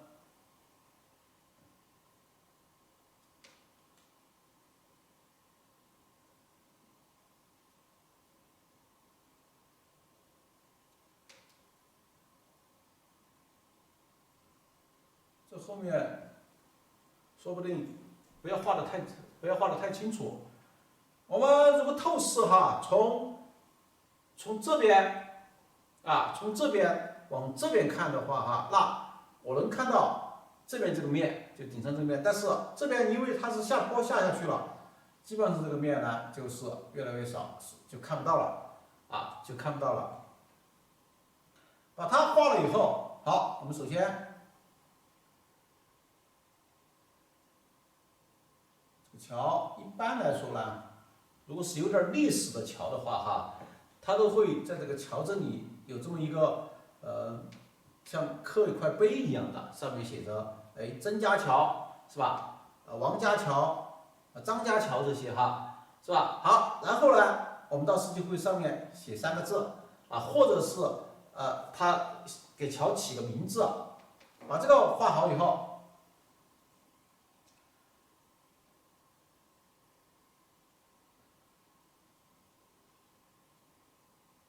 这桥上的石头。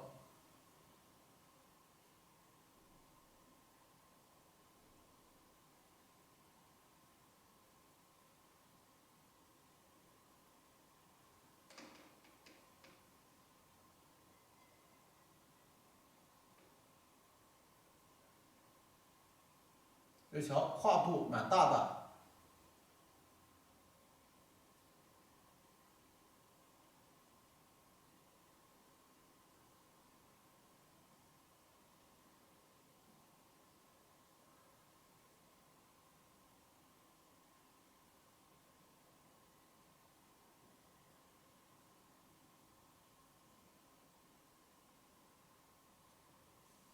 是吧？这个桥跨度蛮大，这也是一个一个的。这要注意什么问题呢？这个就要注意，这个我们在画的时候，根据这个桥的厚度，像这个桥孔蛮大的，是吧？那我们就不要说所有的都是那个了，就根据它的厚度。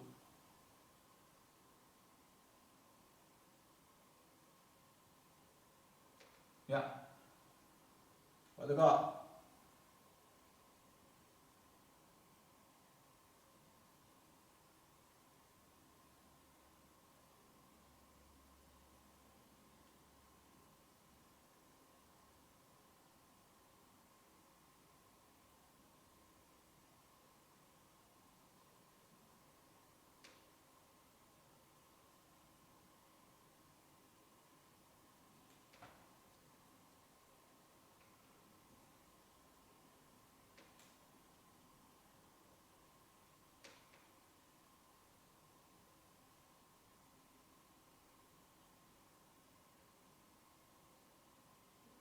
顺势而为。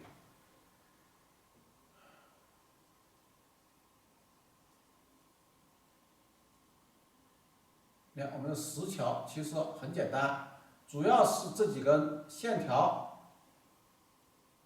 不管怎么画，要把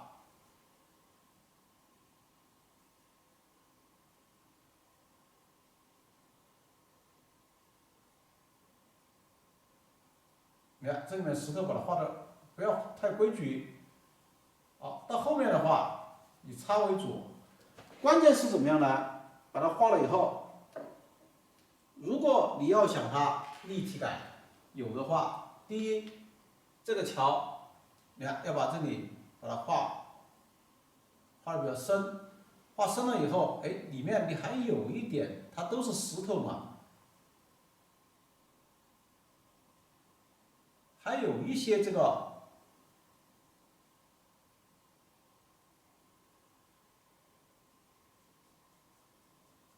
纹理是吧？好，然后开始我们画的这块，这个相当于这个桥面上的这个扶手一样的哈，画了以后，如果是让它立体感很强的话，把这个下面把它画这么一条以后，擦一下。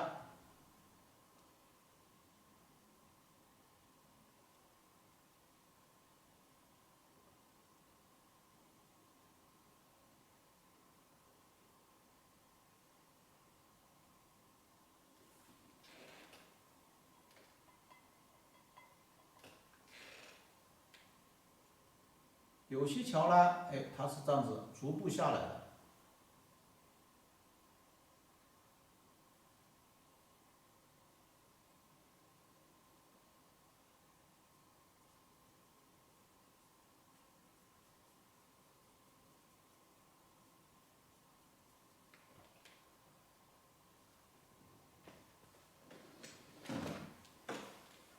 我们现在就把这个桥的这一面就画出来了。画出来以后，当然我刚刚说了嘛，我们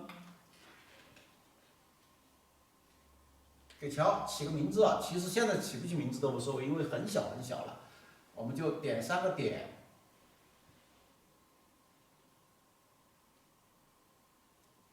是吧？点3个点就代表差不多这个。但是这只是一面哈，这只是一面。要想把这个桥的立体感画出来，啊，这一面也是很重要的哈。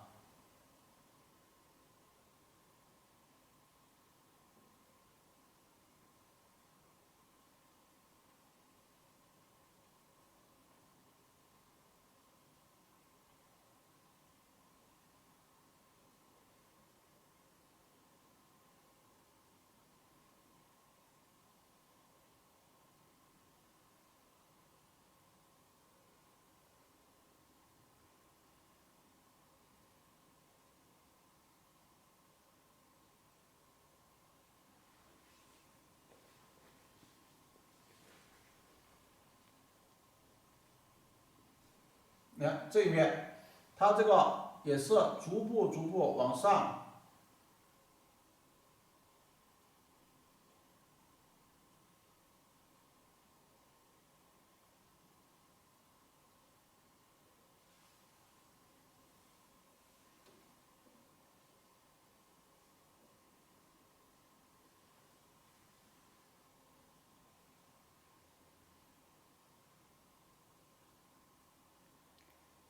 看到老师今天画的那个石板路啊，画的这个石头桥啊，想起来这几天天天爬青城山，全是这样的路，全是这样的桥啊。大家都知道，老师去青城山写生是为了出青城山的这本画册啊。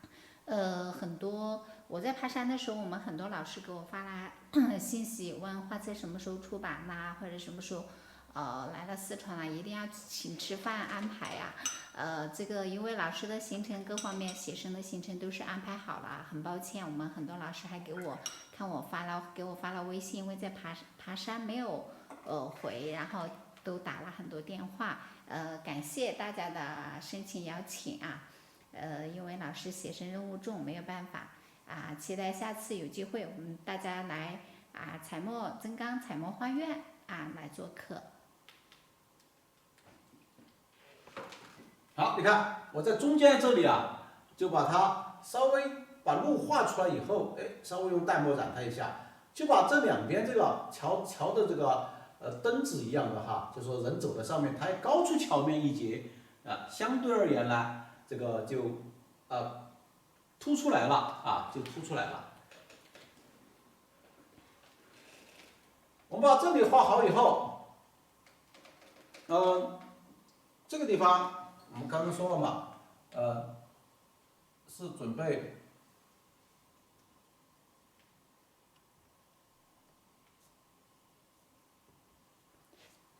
是的，每天爬山是比较辛苦，但是不爬山的话，您看不到好的景色。你像坐缆车，一上去一下来，很快就游览完青城山了，但是看不到好的景色，画不了好的作品。要创造出好的作品，一定要不怕辛苦。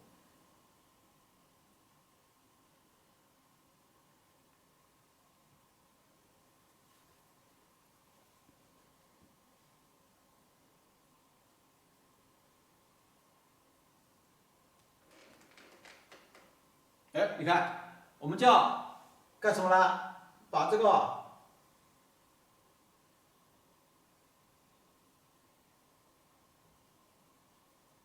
稍微挡它一挡，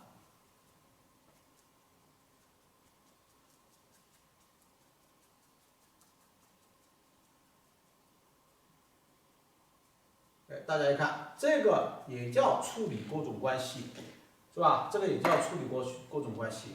只有把这些关系都处理好了，那你整个画面那才舒服。要不的话，哎，这个桥到这里就收不住，是吧？把它延伸过来。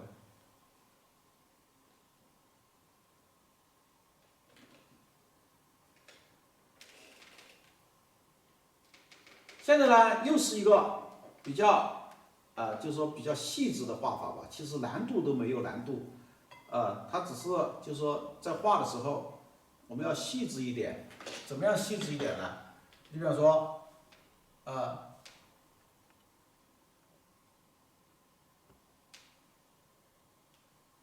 是吧？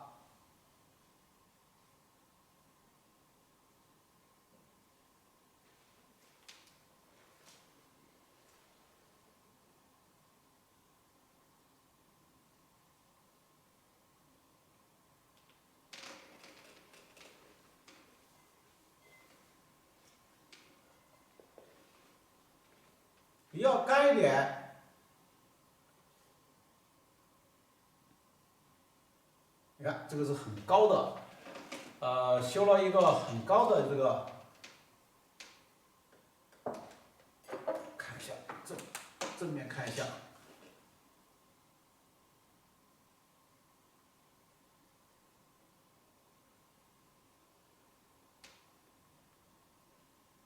它其实这些都是大小不同的一些石头。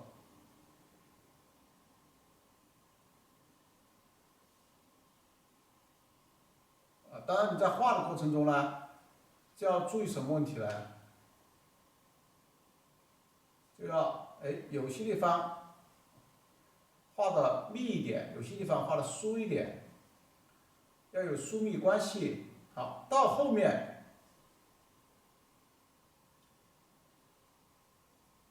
稍微擦一下。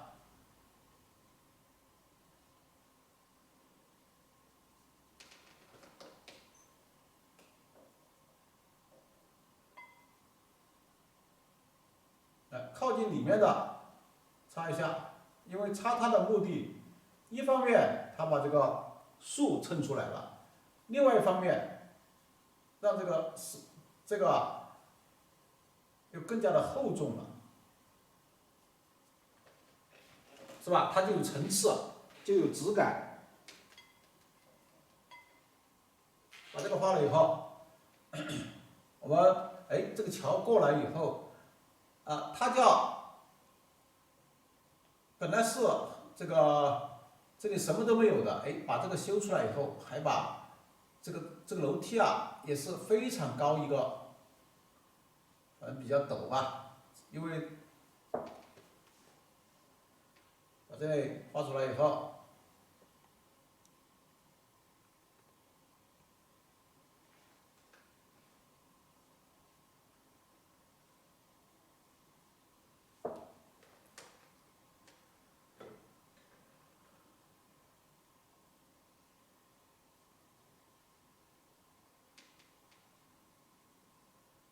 这个我们经常出去的时候就会遇到这种，都会遇到这种哈。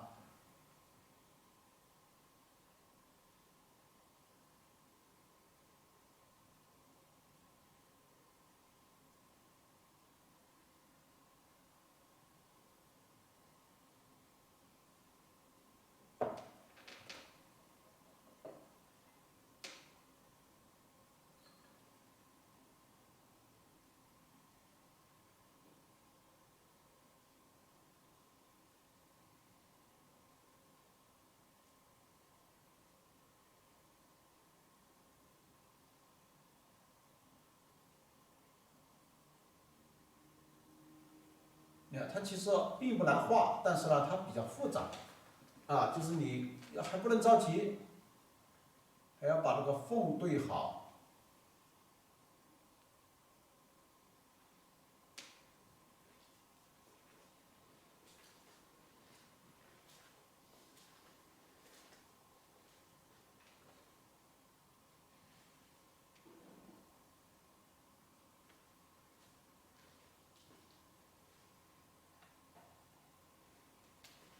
你看我把这两边都把它画出来以后哈，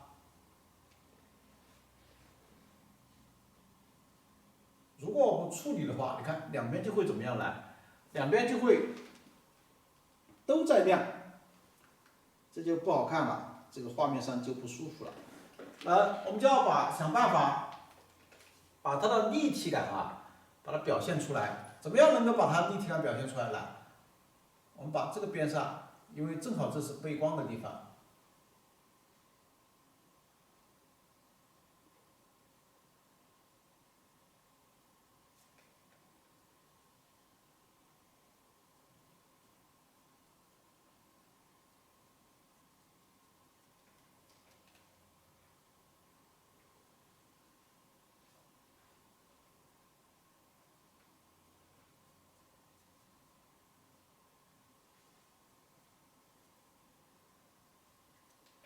是吧？稍微给它来一点，不要全部都弄黑了哈，里面让它有点空气感，感觉到。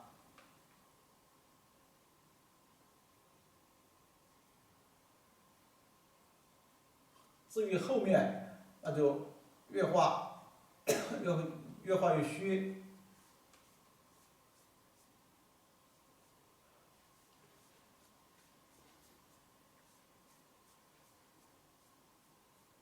就稍微虚一点了，是吧？你会感觉到它这个出来以后，哎，这个虽然高是高，哎，但是它是很实在的，是吧？它是很实在的。我们把它画好以后，这个就想办法，我们就把后面的房子这个画一下。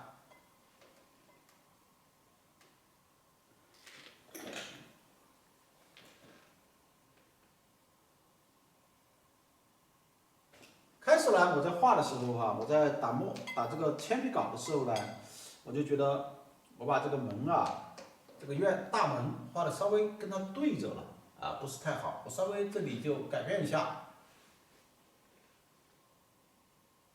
这里面不能光加墨，还是要加点颜色你看不加颜色的话，它那个纸还是印得很快的，我就直接加一点点这个，哎，你看我这线条，它就怎么样了？就听话了。好，你看我就只把这个其实都很简单哈，你可以画瓦，也可以不画瓦，就直接就过来。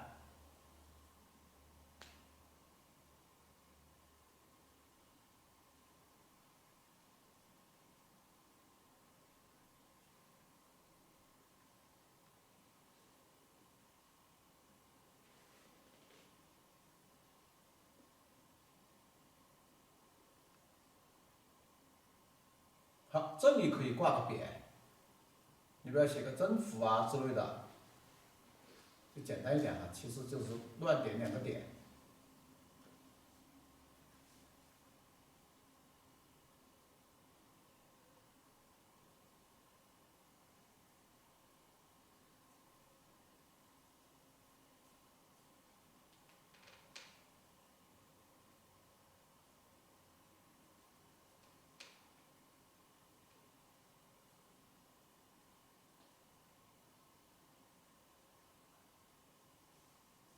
每一笔像画这些瓦，虽然很小，都要把它送到位。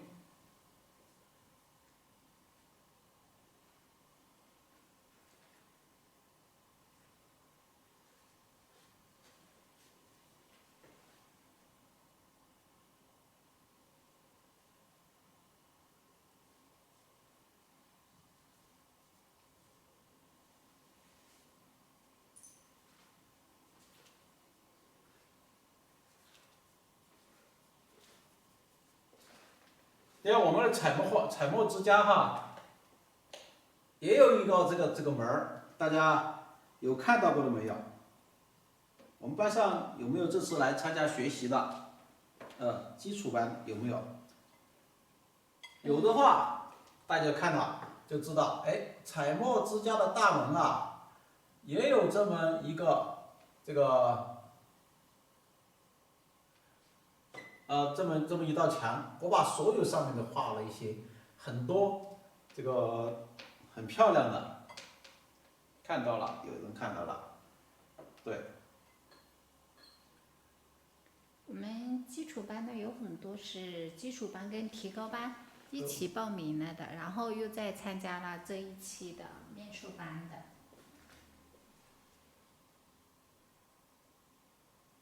他们这一年就可以直接就可以加入画院了。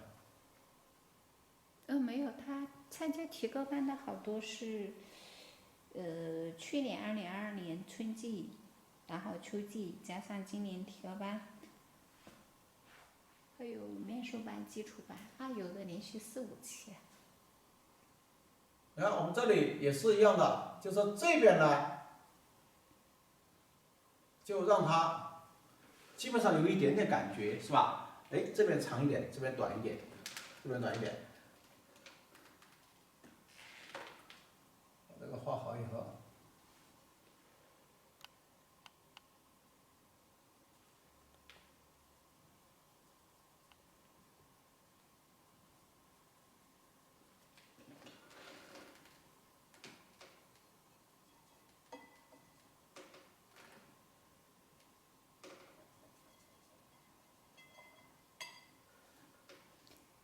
那是叫彩墨之家，花园上都写的彩墨之家。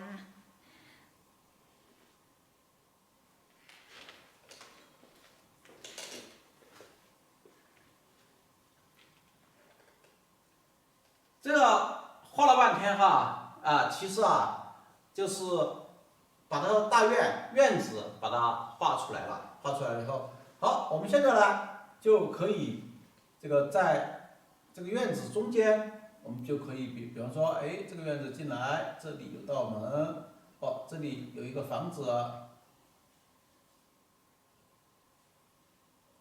是吧？这个房子。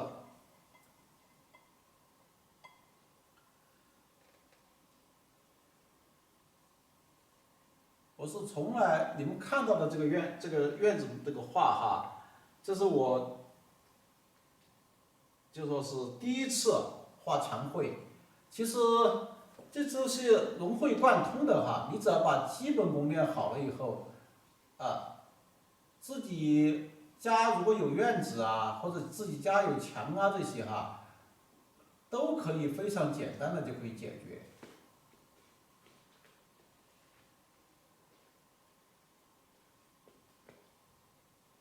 我以前还在想，哎，我要是修个房子哈，然后我把整个房子连四面墙、连天空、连什么都一起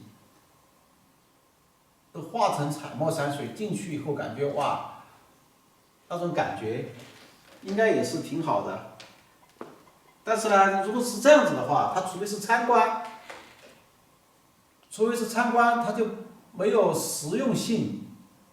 所以说我这次我们彩墨之家我就没有实施这么一个东西啊。要是实施下来，参观可以的啊，以后有可能我会做这么一个事情。啊，进来以后大家就直接看，哇塞，太漂亮了啊！因为一旦画了以后啊，它什么东西都，除非是我就设计好，哎，这个地方就专门为这个地方放一个家具，然后该怎么办啊，该怎么弄啊这些。好，你看哈，我们把这里画了以后，边给大家聊天，这个。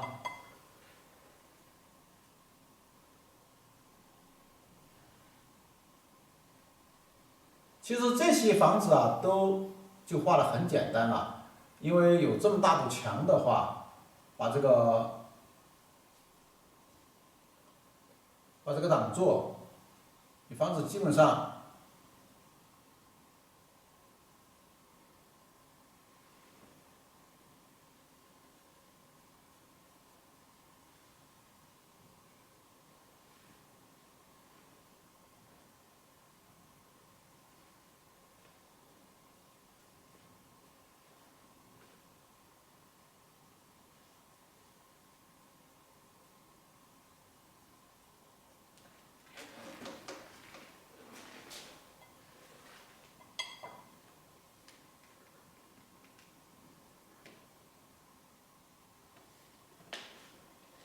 墙上的颜色就是丙烯颜料，啊，笔的话就是我们的彩墨山水的这个毛笔，但是呢，画墙绘它很费笔，这个要有思想准备。基本上看你墙面画多大，基本上一个墙面的话，差不多一支笔就废了，啊，我这次画墙绘了好多笔。啊，没有办法，但是只要把一张画画好了，费点笔算啥呀？好，你看啊，我们把这个墙脚下这里画了一些房子啊。好，这里面啊，那还得给它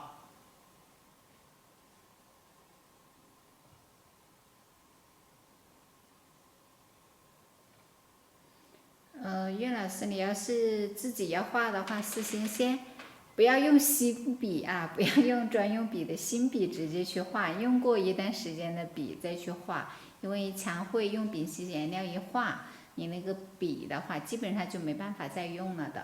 那也能用哈，我上次画了墙绘，照样拿来画画，它有时候啊。好像没有，都在下面柜子里放着了，没有用，用不了。不，有时候啊，我就一直给大家说，我们画画就是要有一个把那个笔从卢地到将军的这么那个放在下面的笔呢，是我不能画的笔了，但能画的笔都拿上来画了，只是你不知道。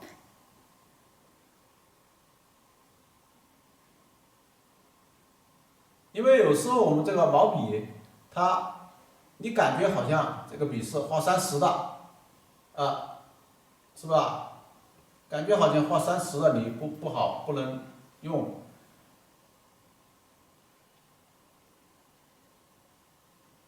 哎，我这边先画完吧。有时说话这种精细的地方，哎，大家看，哦，这个地方这个家里还有钱嘞，这个修的是2层楼的。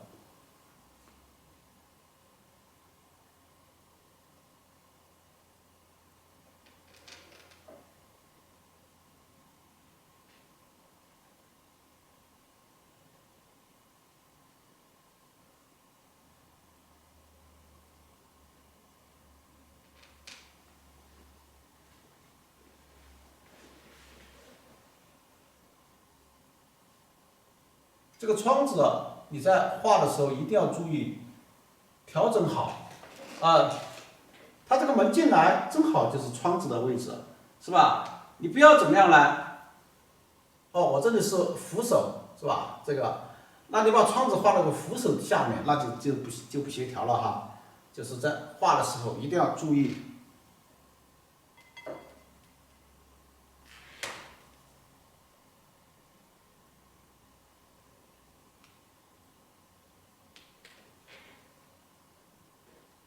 你看，有时候就一小笔，啊，都可以，直接就可以了。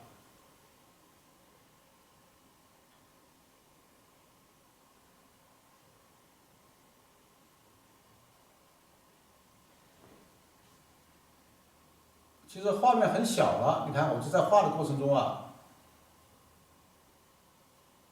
有时候就是几笔，它就解决了。不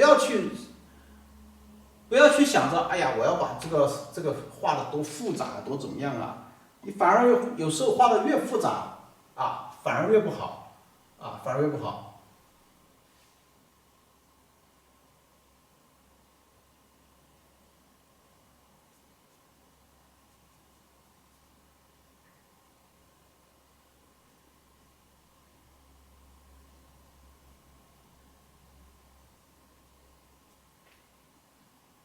你不要像一个圆圈一样的围着它，是吧？哎，我就可以想办法。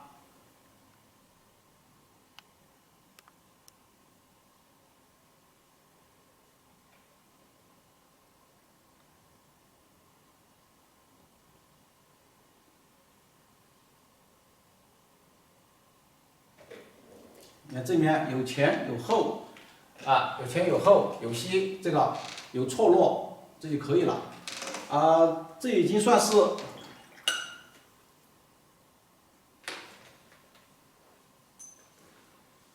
这个算非常好的一家人了。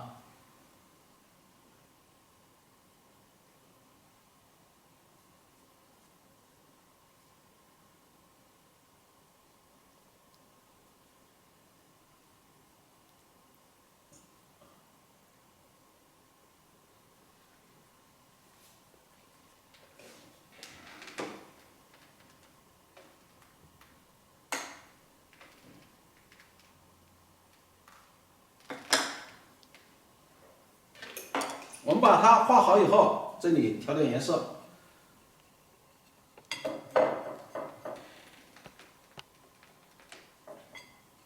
将就也是开始里面的墨色，它这个还不要太深。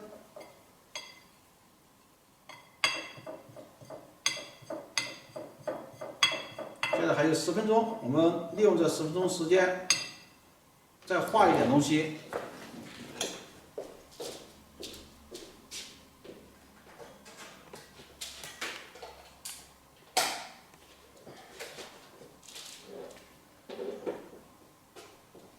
我看看哈，退后看了一下。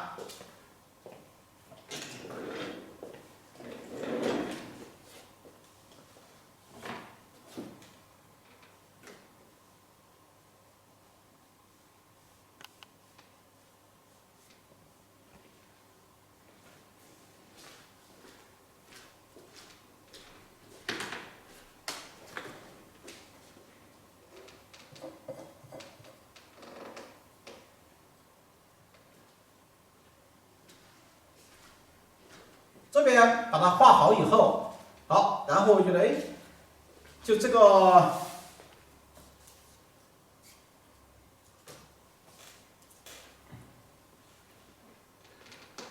它这两边的高度啊、错落呀这些哈，哎，这里需要画两棵树，本身是这里是没有的，但是我们可以根据画面的需要。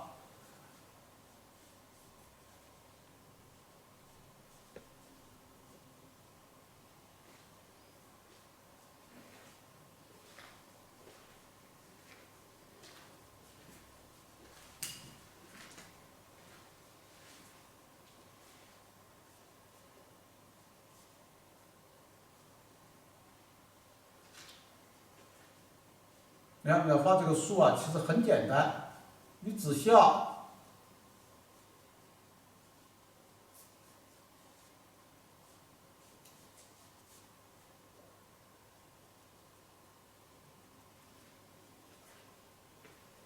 你看，把它这个错落有致的感觉把它画出来。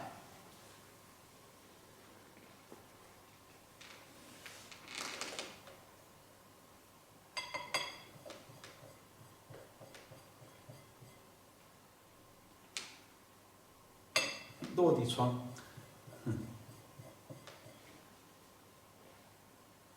要是落地窗的话，那就把它画得很，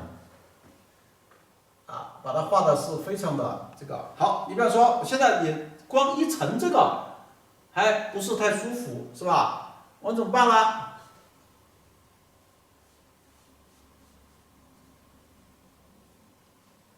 我把它稍微错开一点点，稍微错开一点点，然后再画一点，把它这里一画，这就舒展了。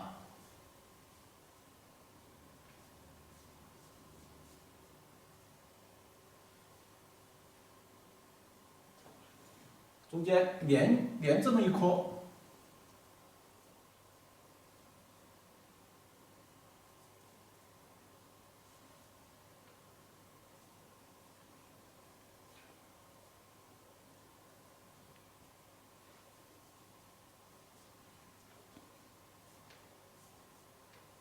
你看，再画到下面的时候都不要画这么清楚了，到时候下面你看我们这个就会用这个笔将就这个颜色，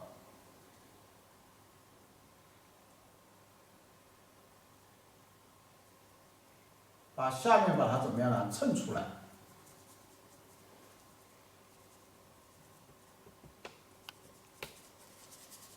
在衬的过程中，再看我们在衬的时候，并不会因为我这个好像在下面擦衬，它这个树就不存在了，树照样在，只是没这么清楚了，只是没这么清楚了。你看，我们把这个画好以后，好，我现在就将就这个颜色，我们把树叶点出来，点的时候把笔呢要打扁。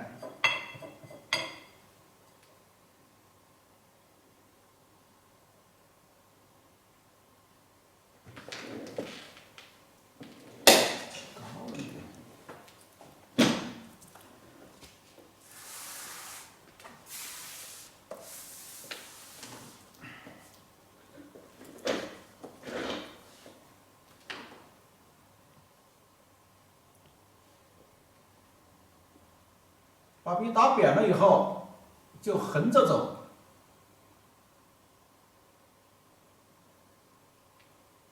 这画的时候要注意什么问题呢？注意，你不要横成一条线，它在横的过程中，有些还是要有变化。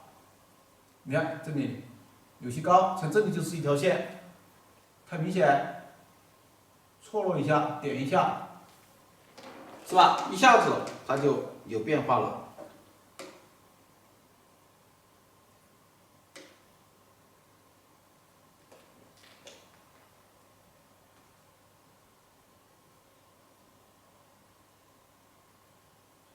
这个树叶的颜色要跟这个是差不多一致的。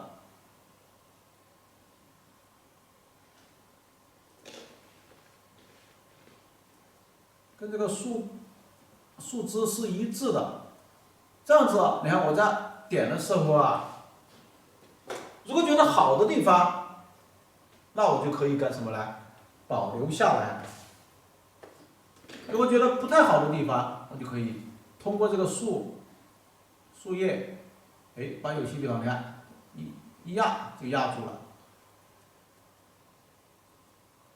这样子你就把好的地方都留下来了。不是太舒服的地方，全部就怎么样压下来。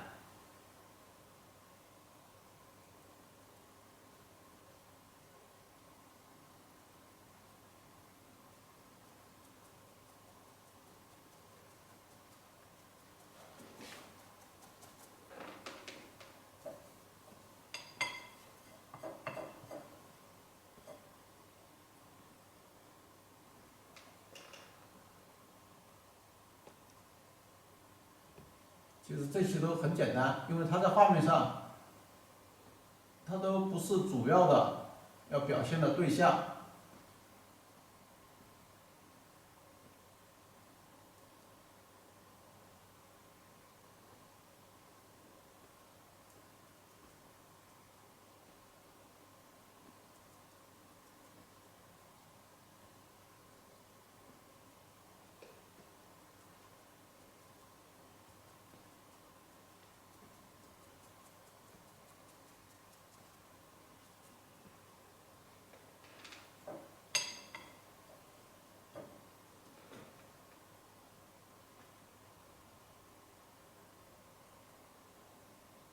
你们看，我们下面呢点的时候啊，就点的很虚，你会感觉到又像是有点子，又像是那个，点完以后稍微擦一下，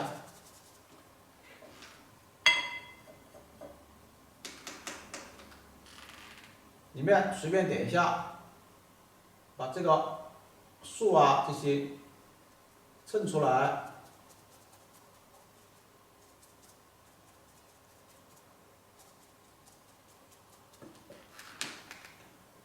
当然，把这个点好以后哈，马上我把笔洗一下，调点颜色，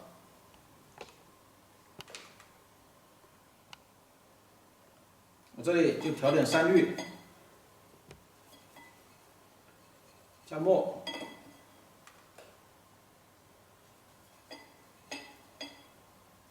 可以适当加点朱标或者白色。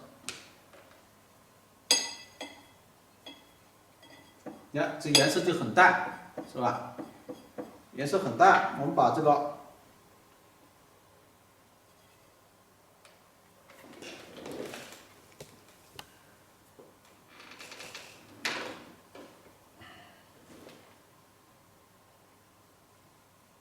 你看哈，虽然我这是才画的，但是不用怕，直接拉到底，直接拉到底。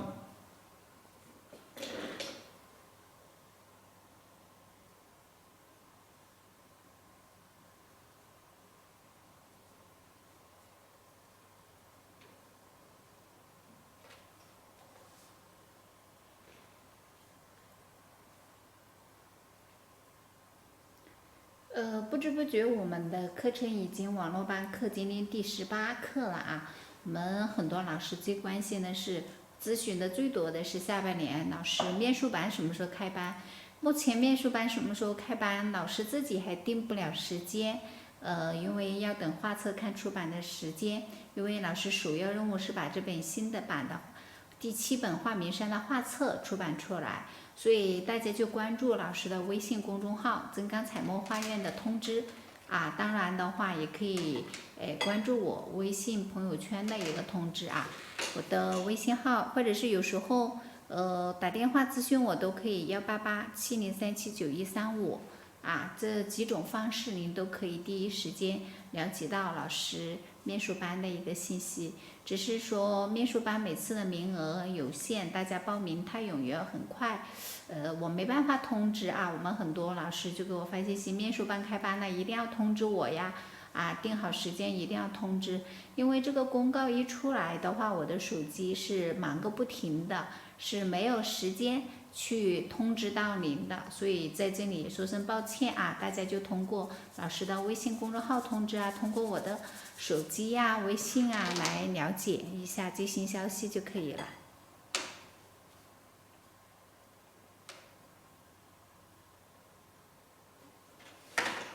我相信这个都是比较淡的哈，比较淡的，干了以后都会很淡，啊，倒是在一烘匀的时候呢，把这些都引到匀中去，但是呢，它再引到匀中去，它这个里面的树啊这些你还是看得出来，所以它就到后面去了。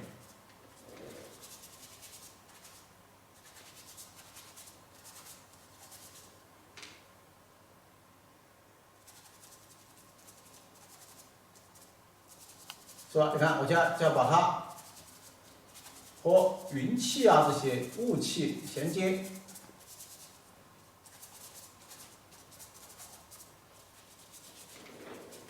是吧？我虽然还没开始烘云，哎，你会感觉到好像它又跟云有衔接，是吧？又这个这出来以后呢，整个的效果啊，这些就浑然天成了啊，就浑然天成。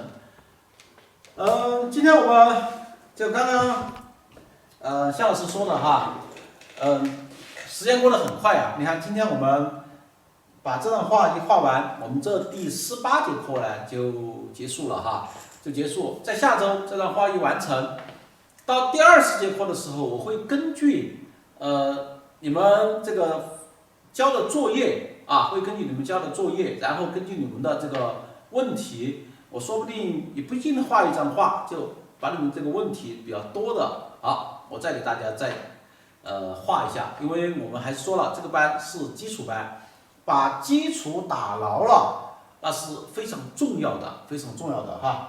好，同学们，今天我们这个上课哈就上到这里了，大家看哈，今天这段话虽然它是张竖的，但是非常复杂啊，非常复杂。下周呢，我还要拿出很多的时间去把墨稿完成啊，还要去把这个颜色呀、干染啊再烘染，所以下周也是非常紧张的哈。好，同学们再见哈，再见。